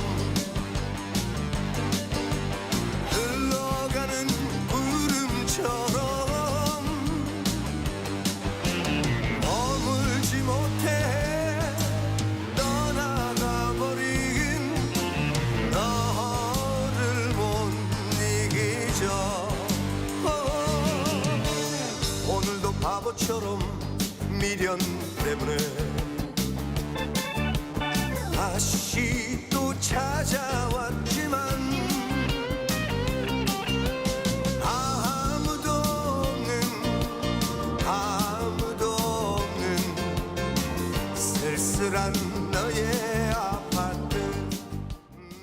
추석 연휴 마지막 날 보내드리는 뉴스레터 K 김한수 KBS 기자와 스포츠 소식 알아보고 있습니다. 김 기자, 명절 스포츠 대명사하면 또 씨름이잖아요. 네. 올해도 추석 장사 씨름 대회가 경남 고성에서 성황리에 열렸다고 하네요. 네, 오늘까지 경기가 열렸는데요. 뭐 사실 그 씨름하면 좀 그 관심을 가지신 분들은 굉장히 즐기실 텐데 네. 좀 낯선 면도 있잖아요. 근데 그러니까요.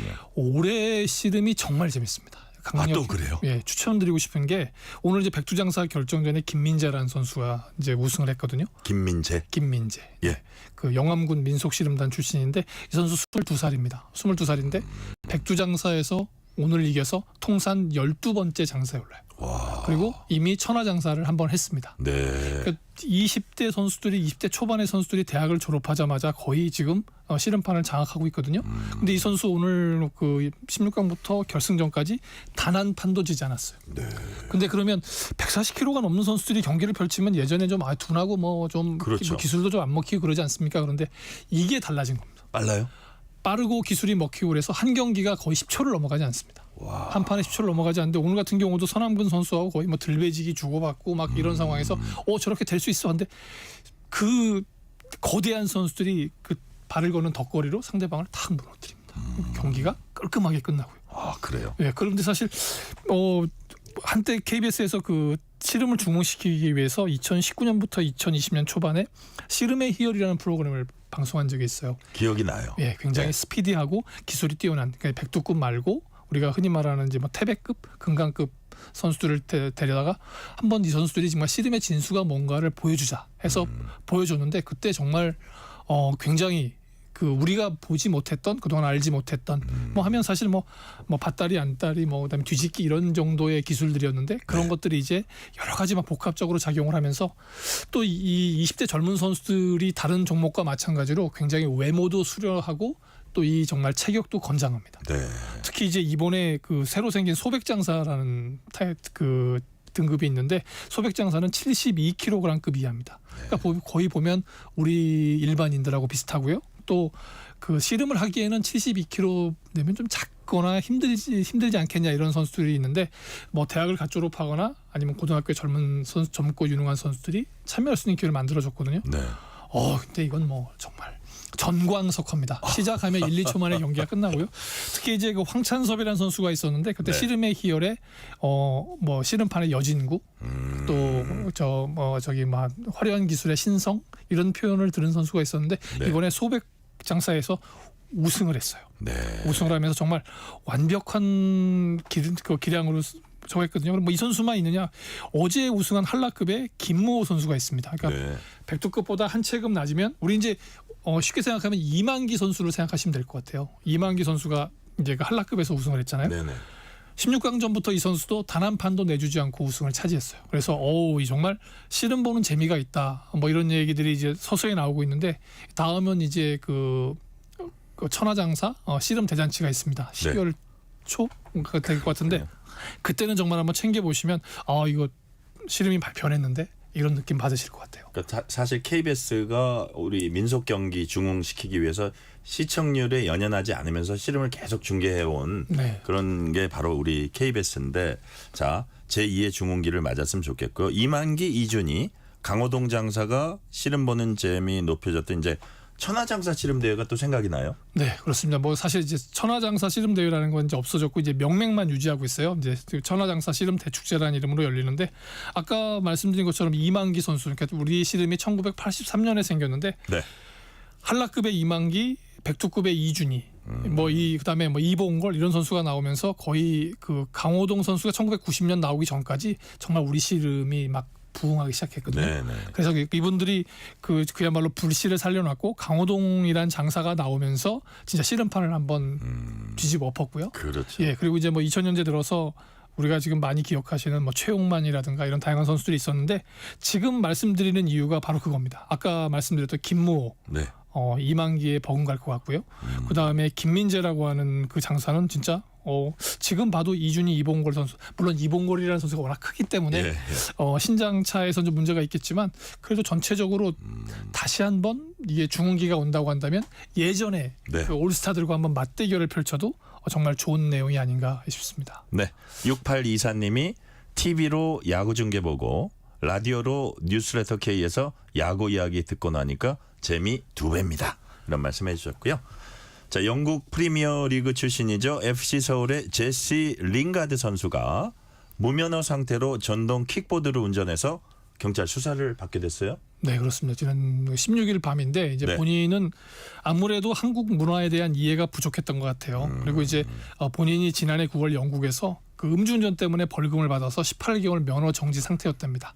근데 이제 영국에서는 본인 이야기입니다만 그 전동 킥보드 같은 경우에는 그냥 탈 수 있는 관광객들도 그냥 탈 수 있는 건데 사실 제대로 몰랐다. 그래서 본인은 일단 본인과 FC 서울 측에서는 일단 경찰 수사는 받겠다.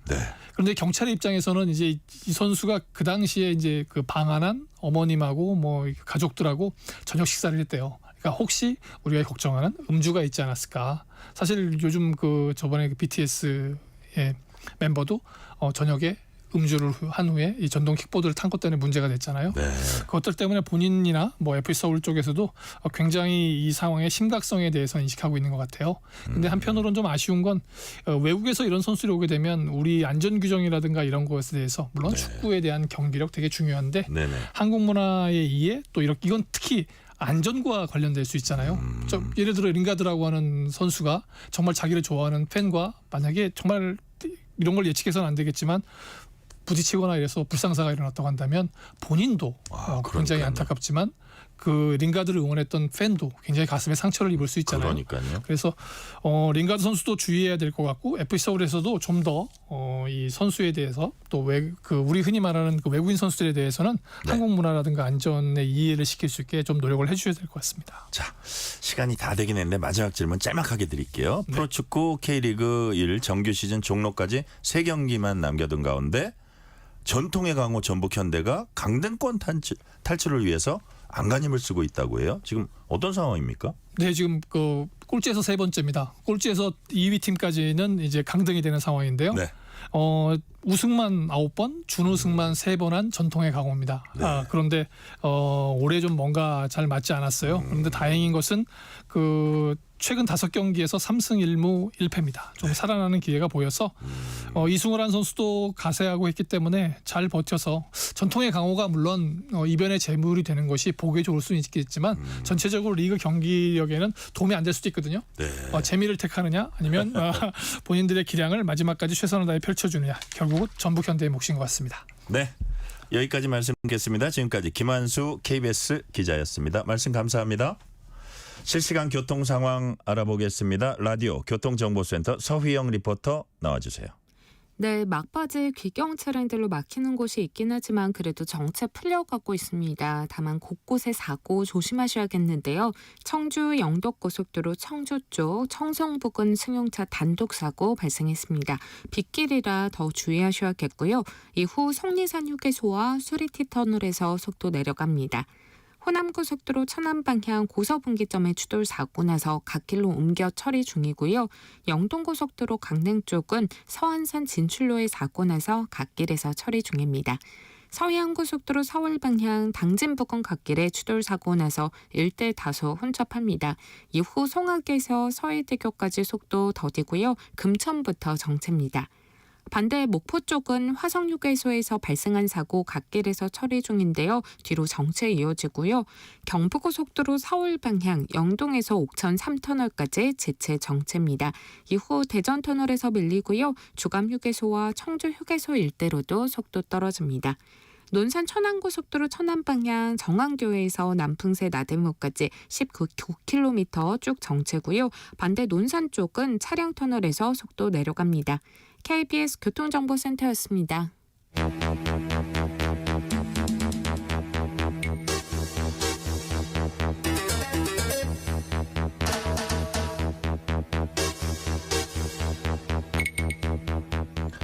민족 최대 명절인 추석, 가족과 함께 소중한 시간을 보내지만 돌이켜보면은 뜻밖에도 큰 사건 사고가 적지 않았습니다. 오늘 이 시간엔 추석 무렵 일어난 대표적 사건 사고들은 어떤 게 있었는지 되돌아보고 그 파장을 짚어봅니다. 아울러 명절 기간 특히 주의해야 할 범죄는 어떤 게 있는지도 살펴보겠습니다. 배상훈 프로파일러 나오셨습니다. 프로파일러님 어서 오세요. 안녕하세요. 추석 연휴에 이렇게 직접 나와주셔서 감사합니다. 감사합니다. 일가 친척이 정답게 얘기꽃 피우는 추석 명절 연휴에 온 국민이 깜짝 놀라고 불안에 떨었던 강력 사건, 대표적으로 어떤 게 있었습니까? 90년대 후반에 홍콩 4대 천왕을 아십니까? 네. 장국영, 주윤발. 네. 아, 예. 그때는 영화 네. 제목이 대부분 다 영웅본색, 지존무상, 그렇죠. 첩혈상웅 뭐 이렇게 되죠. 예, 그것과 연결되는 네네. 부분입니다. 지존파라고 알려진 이른바 잔혹살인 조직 범죄자들, 그래서 지존파 사건. 이게 이제 하필 그 추석 연휴 마지막 날 경찰이 발표를 해갔고요. 어떻게 올해로 보면 딱 오늘이네요. 예, 그죠? 예. 1994년이니까 네네. 그럼 2014년이니까 거의 30년 지나 딱 30년. 정확하게 30년 전. 예, 전인 추석 연휴 마지막 날 있죠. 그래서 어디야? 많은 국민들을 예. 충격에 몰아넣었던 사건입니다. 네네. 자, 지존파 사건이요. 자, 시점은 어쨌든 1994년 9월 21일 날 이제 그게 알려졌다는 그런 말씀이신 것 같은데. 그렇죠. 자, 말씀하신 대로 이 사건이 세상에 알려진 게 오늘과 같은 추석 연휴 마지막 날이었습니다. 딱 30년 지난 사건. 과연 어떤 사건이었길래 추석 연휴에 온 국민을 정말 충격에 빠뜨렸습니까? 지존파의 두목은 25세 당시 김기환이고요. 네. 일당 7명입니다. 1993년부터 7월부터 94년 9월까지 최소 5명을 연쇄살인한 사건으로 추정할 수 있습니다. 네. 93년 7월에 논산에서부터 최모 씨라고 하는 분을 살해했고요. 근데 같은 조직원이라고 하는 송봉우라는 자도 역시 그렇게 살해당했고요. 조직원도 희생양이 됐다 이거죠. 그렇죠. 그러니까 네. 그 내부에서의 문제가 있었던 거고요. 네네. 94년 9월 8일에는 이게 참 강남에서 일하시는 이제 종업원 이선영 씨라는 분인데요. 네. 카페 밴드 마스터라고 이제 그 안에서 이제 노래 그 반주해 주는 그런 반주해주고 뭐 틀어주고 그런 분이 있습니다. 그 이제 애인 사이에서 이제 양평 쪽으로 드라이브 갔다가 이들에 의해서 납치가 됐고요. 네. 그 다음에 이제 이들이 이제 그 밴드 마스터 이분을 이제 전라북도 장수에 시체를 유기했고, 94년 9월에는 성남의 중소기업 사장 부부를 납치해갖고 돈을 빼앗고 살해한 이런 사건이 되겠습니다. 와, 어쨌든 크게 봐서는 5건인가요? 5명. 5명. 건으로 치긴 좀 애매합니다. 왜냐하면 연속된 부분이기 때문에. 네. 자, 5명을 잇따라서 살해한 일당 지존파. 지존무상 뭐 하듯이 그게 딱 거기서 나온 거랍니다. 거기서 나온 예, 거죠. 예, 예. 지존무상 보고 저거 좋다 해가지고 이름을 지존파로. 그렇게 했다는 얘기도 있고 네. 그 반장이 그 얘기를 했다는 얘기도 있고 네. 두 가지 설이 있습니다. 네. 이게 조금 명확하지는 않습니다만은 근데 어쨌든 거기서 나온 건 맞습니다. 네. 자, 지존파가 5명을 살해한 그런 그 구체적인 상황을 말씀을 해 주셨고요. 근데 이제 지존파는 납치한 사람을 또 범죄에 가담시키기도 했다고 해요. 여기서 말하는 이선영 씨인데요. 네. 아까 저 밴드마스터 애인, 네, 그러니까 네. 그 카페 종업원 예, 그 예. 여성분인데요. 예, 이거 이제 강요에서 이제 그 중소기업 사장 그 분을 네. 공기적으로 살해시킨 거죠. 쏴봐 이런 식으로. 그렇죠. 그래서 그 이른바 공범화 전략을 쓴 거죠. 그리고 이제 역시 그 중소기업 그 사장님 부인도 살해당했고 네. 그 공범이었던 그 조직원이었던 김현양이 아주 만행을 저지른 게 시체를 훼손하고 네. 그리고 그 안에 소각로가 있었던 소각을 했던 엽기적인 만행도 저질렀던 사건입니다. 맞아요. 이게 저기 소각로 기억이 나네요. 소각로. 당시에 이렇게 뭐 쇠사슬 그러니까 뭐라고 네.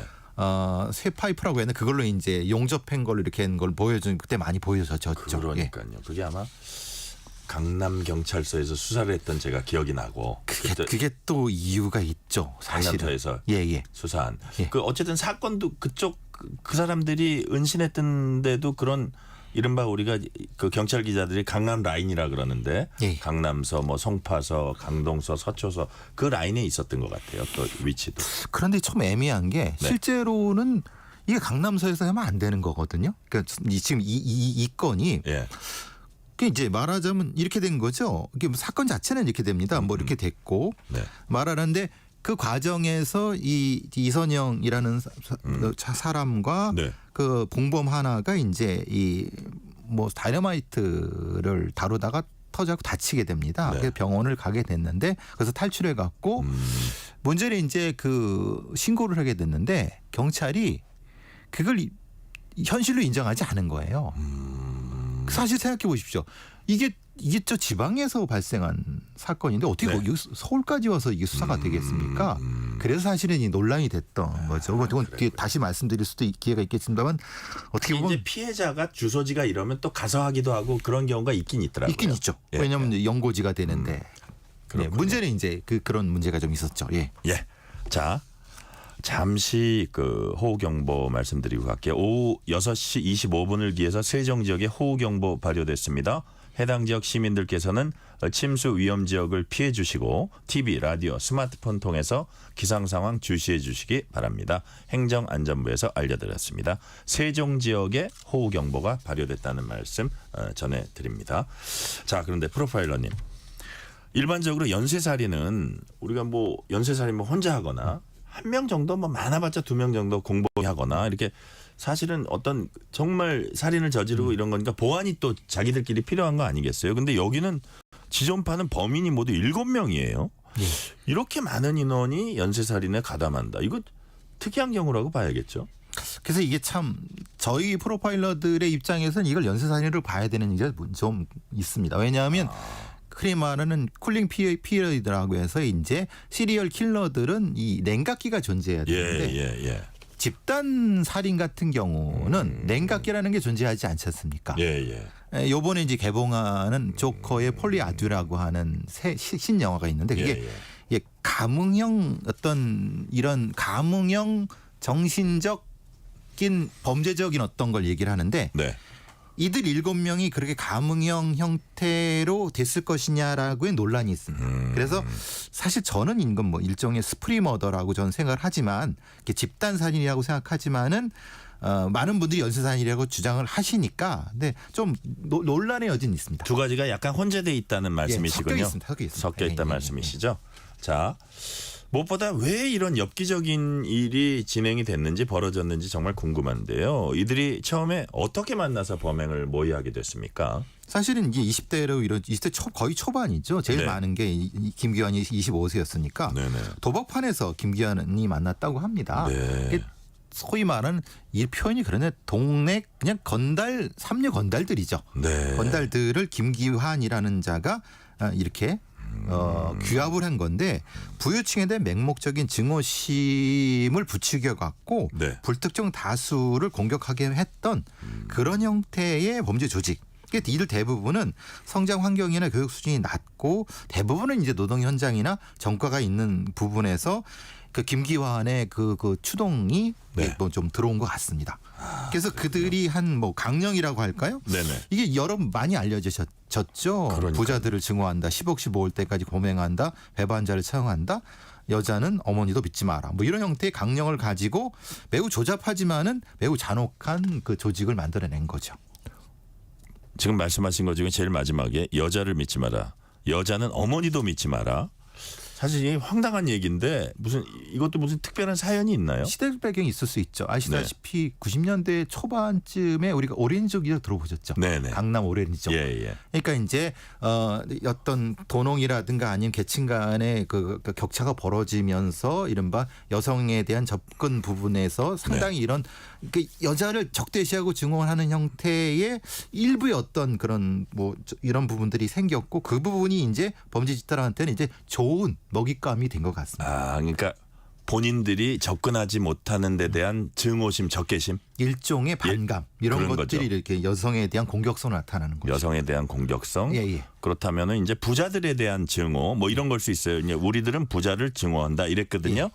범행 동기로 말씀하신 대로 부자들에 대한 증오를 내세웠는데 그런데 이들이 실제로 부자들만을 상대로 범죄를 저질렀습니까? 아닙니다.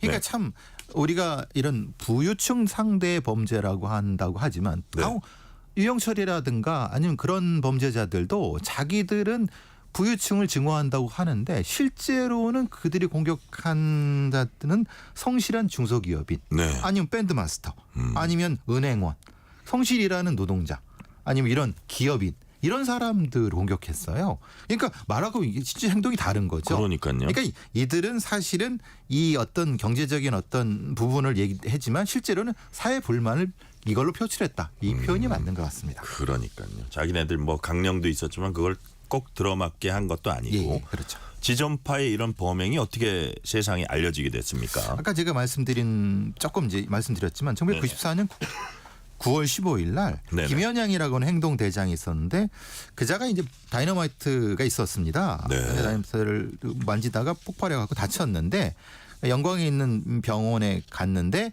그 납치해 있던 공범화 시켰던 이선영 씨와 같이 동행을 했어요. 근데 그때 치료를 받는 동안 이선영 씨한테 돈을 맡겼는데 50만 원을. 이선영 씨가 이제 택시 타고 이제 도망간 거죠. 도망갔는데 문제는 그 지역의 택시기사한테 사실은 자기가 이런 일을 당했는데 택시기사 안 믿은 겁니다. 내가 거기에 있는 다 아는데.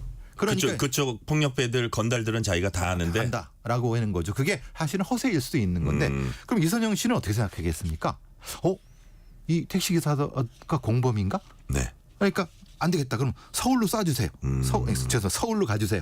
라고 해갖고 서울에 갔는데 서울에 있는 경찰서에 여러 군데를 전전한 겁니다. 이게 참 경찰로 부끄러운 일인데 경찰서에 이게 알려지지 않았지만 여러 경찰서에 그냥 간 겁니다. 가서 설명을 한 거죠. 내가 이런 그게 어떻게 가능해? 이런 식이었군요. 또 그래서 딴 데 가서 또 얘기하는데 빨리 두 번째 세 번 하다가 겨우 서초서에 갔는데 이때 이제 말하자면 서초서에 그때 그 잡은 그 반장님이 이건 좀 우리가 봐야 되겠다라고 해갖고 결국은 서초경찰서에서 이 사건을 하게 된 이유가 그겁니다.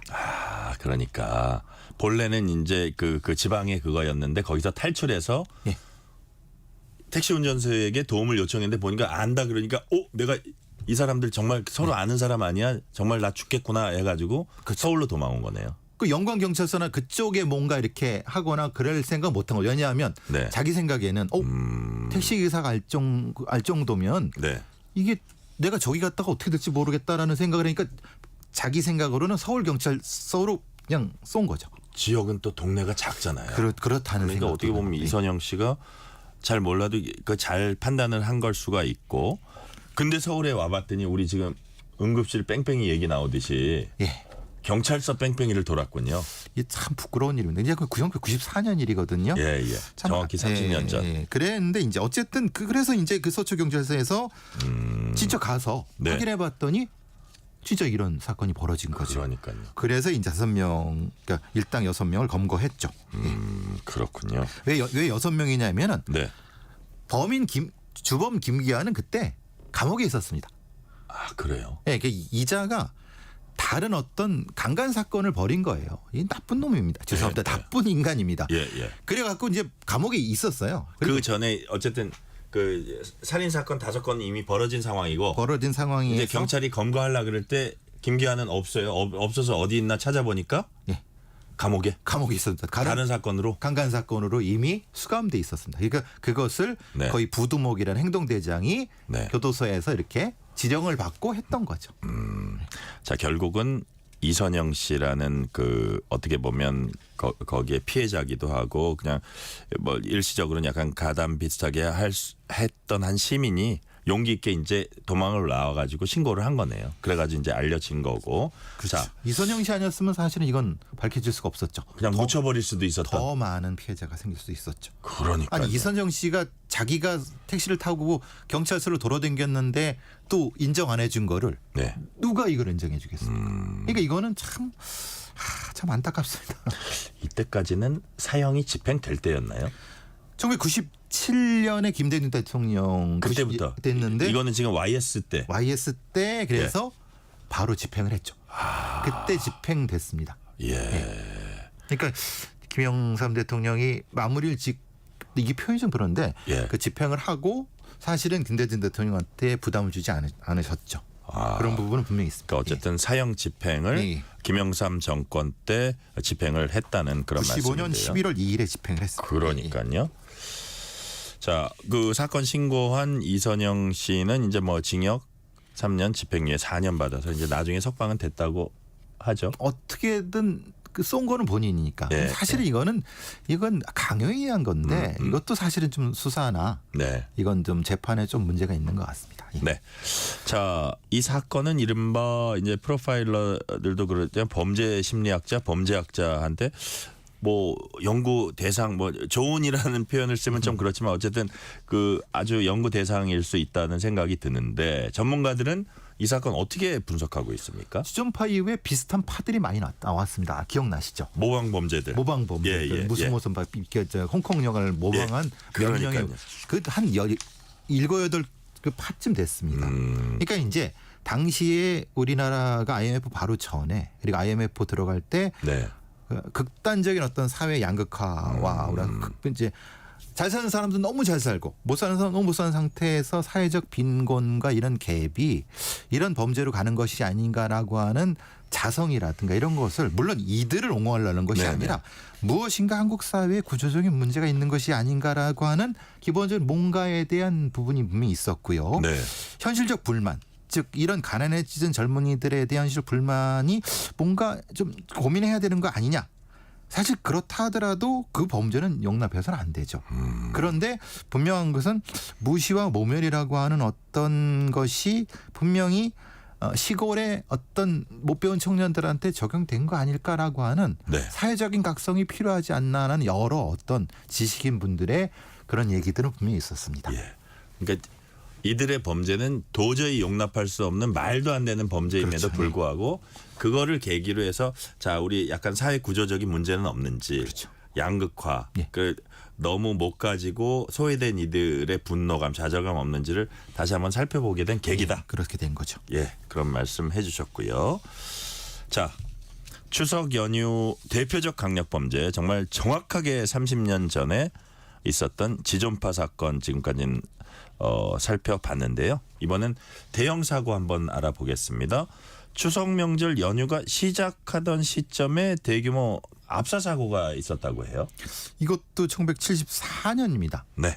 벌써 50년 됐네요. 이거는 정확히 50년 됐네요. 그렇죠. 예. 아까는 30년 전이고 50년 됐네요. 50년 전 또 9월이네요. 예. 그러니까 이 추석 명절 때 그러니까 전부 다 귀성 행렬이었죠. 용산역에서 벌어진 일입니다.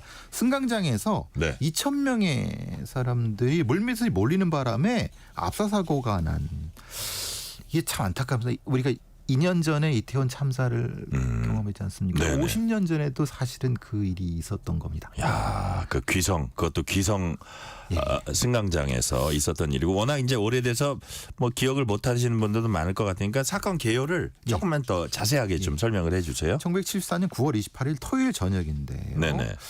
그러니까 월요일인 30일이 추석이고요. 그러니까 지금 내려가야 될 때죠. 용산역, 서울역에 지금도 그렇지만 북새통을 이루죠. 네. 오후 9시 25분에 예전에는 이제 임시 완행열차라는 게 많이 편성이 됐습니다. 지금도 편성이 되지만 임시 완행열차. 예, 그게 예. 뭐겠습니까? 입석입니다. 입석이면 어쨌든 좋은 자리를 해갖고 먼저 가는 거거든요. 네네. 먼저 가야 되는데 문제는 그때 그것만 있는 게 아니라 TMO라고 군수속 열차도 같이 배차가 되는. 네, 워낙 수요가 많으니까. 용산역에 몰린 거지. 2,000명이 예, 예. 몰렸는데 개차를 마치자 개차를 아시죠? 이거 뭐 찍는 거 요만한 그렇죠, 표 그렇죠. 요걸로 하는데 예. 근데 그게 사람들이 쫙 몰리니까 실제로는 감당을 못했는데 문제는 그 상태로만 감당이 됐는데 앞에 떠나야 될 차에 못한 분들이 거기 있었던 거예요.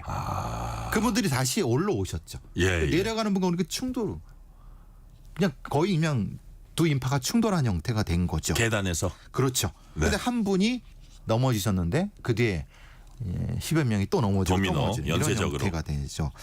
이게 사실 연쇄적으로 40명의 사상자가 발생하는 그런 사건이었죠. 그러니까요. 50년 전이라 실감이 안 나시겠지만 실제로 당시에도 용산역이 사실 좀 많이 지금도 그렇지만 좀 많이 붐비죠. 예. 그러니까요. 저도 기억납니다. 그 차에 그 비좁은데 그 이동하려고 몸했는데 근데 그 고향 가긴 가야 되는데. 가긴 가야 되는데 이 차는 어떻게 자리가 정해져 있는 건 아니고. 그렇죠. 빨리 타야지 조금이라도 편한 데 타고 어쨌든 몸을 싣고 갈 수 있는 거니까. 근데 또 짐이 한두 개입니까? 양손에 다졌죠. 그러니까요. 여성분들은 이고 지고 아이 또 손잡고 이게 참 그때가 50년 전이죠. 그렇군요. 자, 50년 전 바로 이때쯤 9월 달에 추석에 이제 귀성 행렬 사이에서 있었던 일을 이제 말씀을 해 주셨고요. 자, 프로파일러님, 기차역 계단 압사 사고 그 이전에도 또 있었던 것 같아요. 언제였죠? 그건 아주 좀 앞쪽이 1960년 1월 요때는 설날 1960년이면 60년이죠. 이거는 거의 뭐 64년 전이네요. 64년 전이죠. 예. 이게 사실은 그때는 너무 참혹했습니다. 앞서에는 사실은 근데 여기 그 60년에는 서울역에서 발생했는데 그때 31분이 돌아가셨습니다. 아까는 사상자가 40명이라 그래도 사실 숨진 분은 한 4명 정도였는데 나머지 많이 다친 분이 많지만 와 30명이 넘게 숨지셨군요. 40여 분이 부상을 당하는 완전히 참사였죠. 이거는 시점이 이거는 겨울이었군요. 겨울이었기 때문에 설날 이게 지금은 좀 낫죠. 왜냐하면 저 바깥이지만은 계단이 얼어붙어요.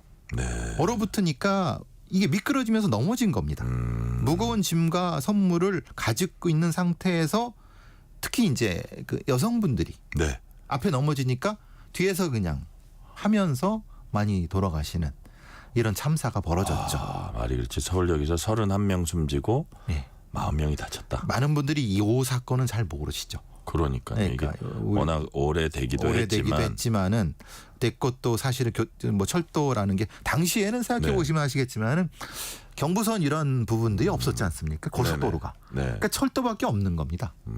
철도밖에 없는 상태니까 몰릴 수밖에 없는 거고 잘 교통 통제가 잘 안 됐던 그런 문제들이 좀 있었죠. 그러니까 아까 앞서서 우리 그 몇 년 사건이었죠? 1974년 9월. 그거는 용산역 압사 사고였고 지금 말씀드리는 거는 서울역이었죠. 1960년은. 60년 서울역에도 또 이런 큰 압사 사고 30명이 넘게 숨지는 큰 압사 사고가 있었다. 이게 또 대부분의 사상자들이 또 부녀자였나 봐요.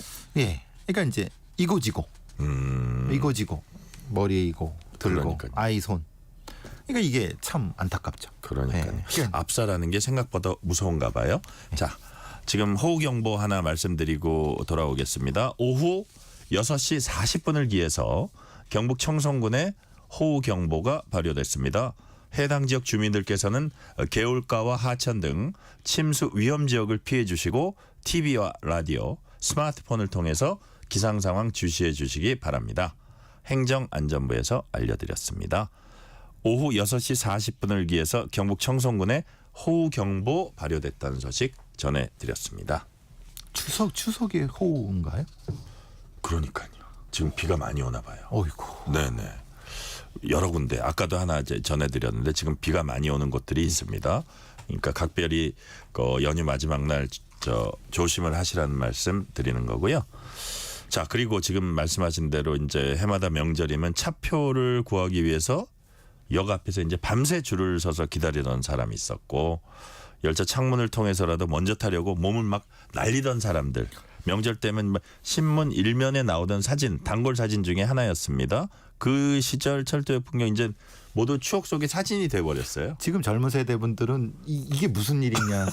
KTX를 창문을 열고 탈 수가 없지 않습니까? 그렇죠. 그때는 뭐 통일호 비둘기로 뭐 그러니까요. 창문이 열리고. 그러니까 문 말고 거기로 했는데 네. 그 정도로 사실은 좀 어떻게 보면은 좀 힘들었던 우리가 거죠. 좀 못 살던 시절이에요. 그렇죠. 그러니까 네. 이제 도로 교통이 확충이 안 된 상태에서 그러니까. 철도밖에 없는 상태가 많아졌던 거고, 지금은 아무래도 다양한 교통수단 그렇고 시민 의식도 많이 성숙해졌고, 네.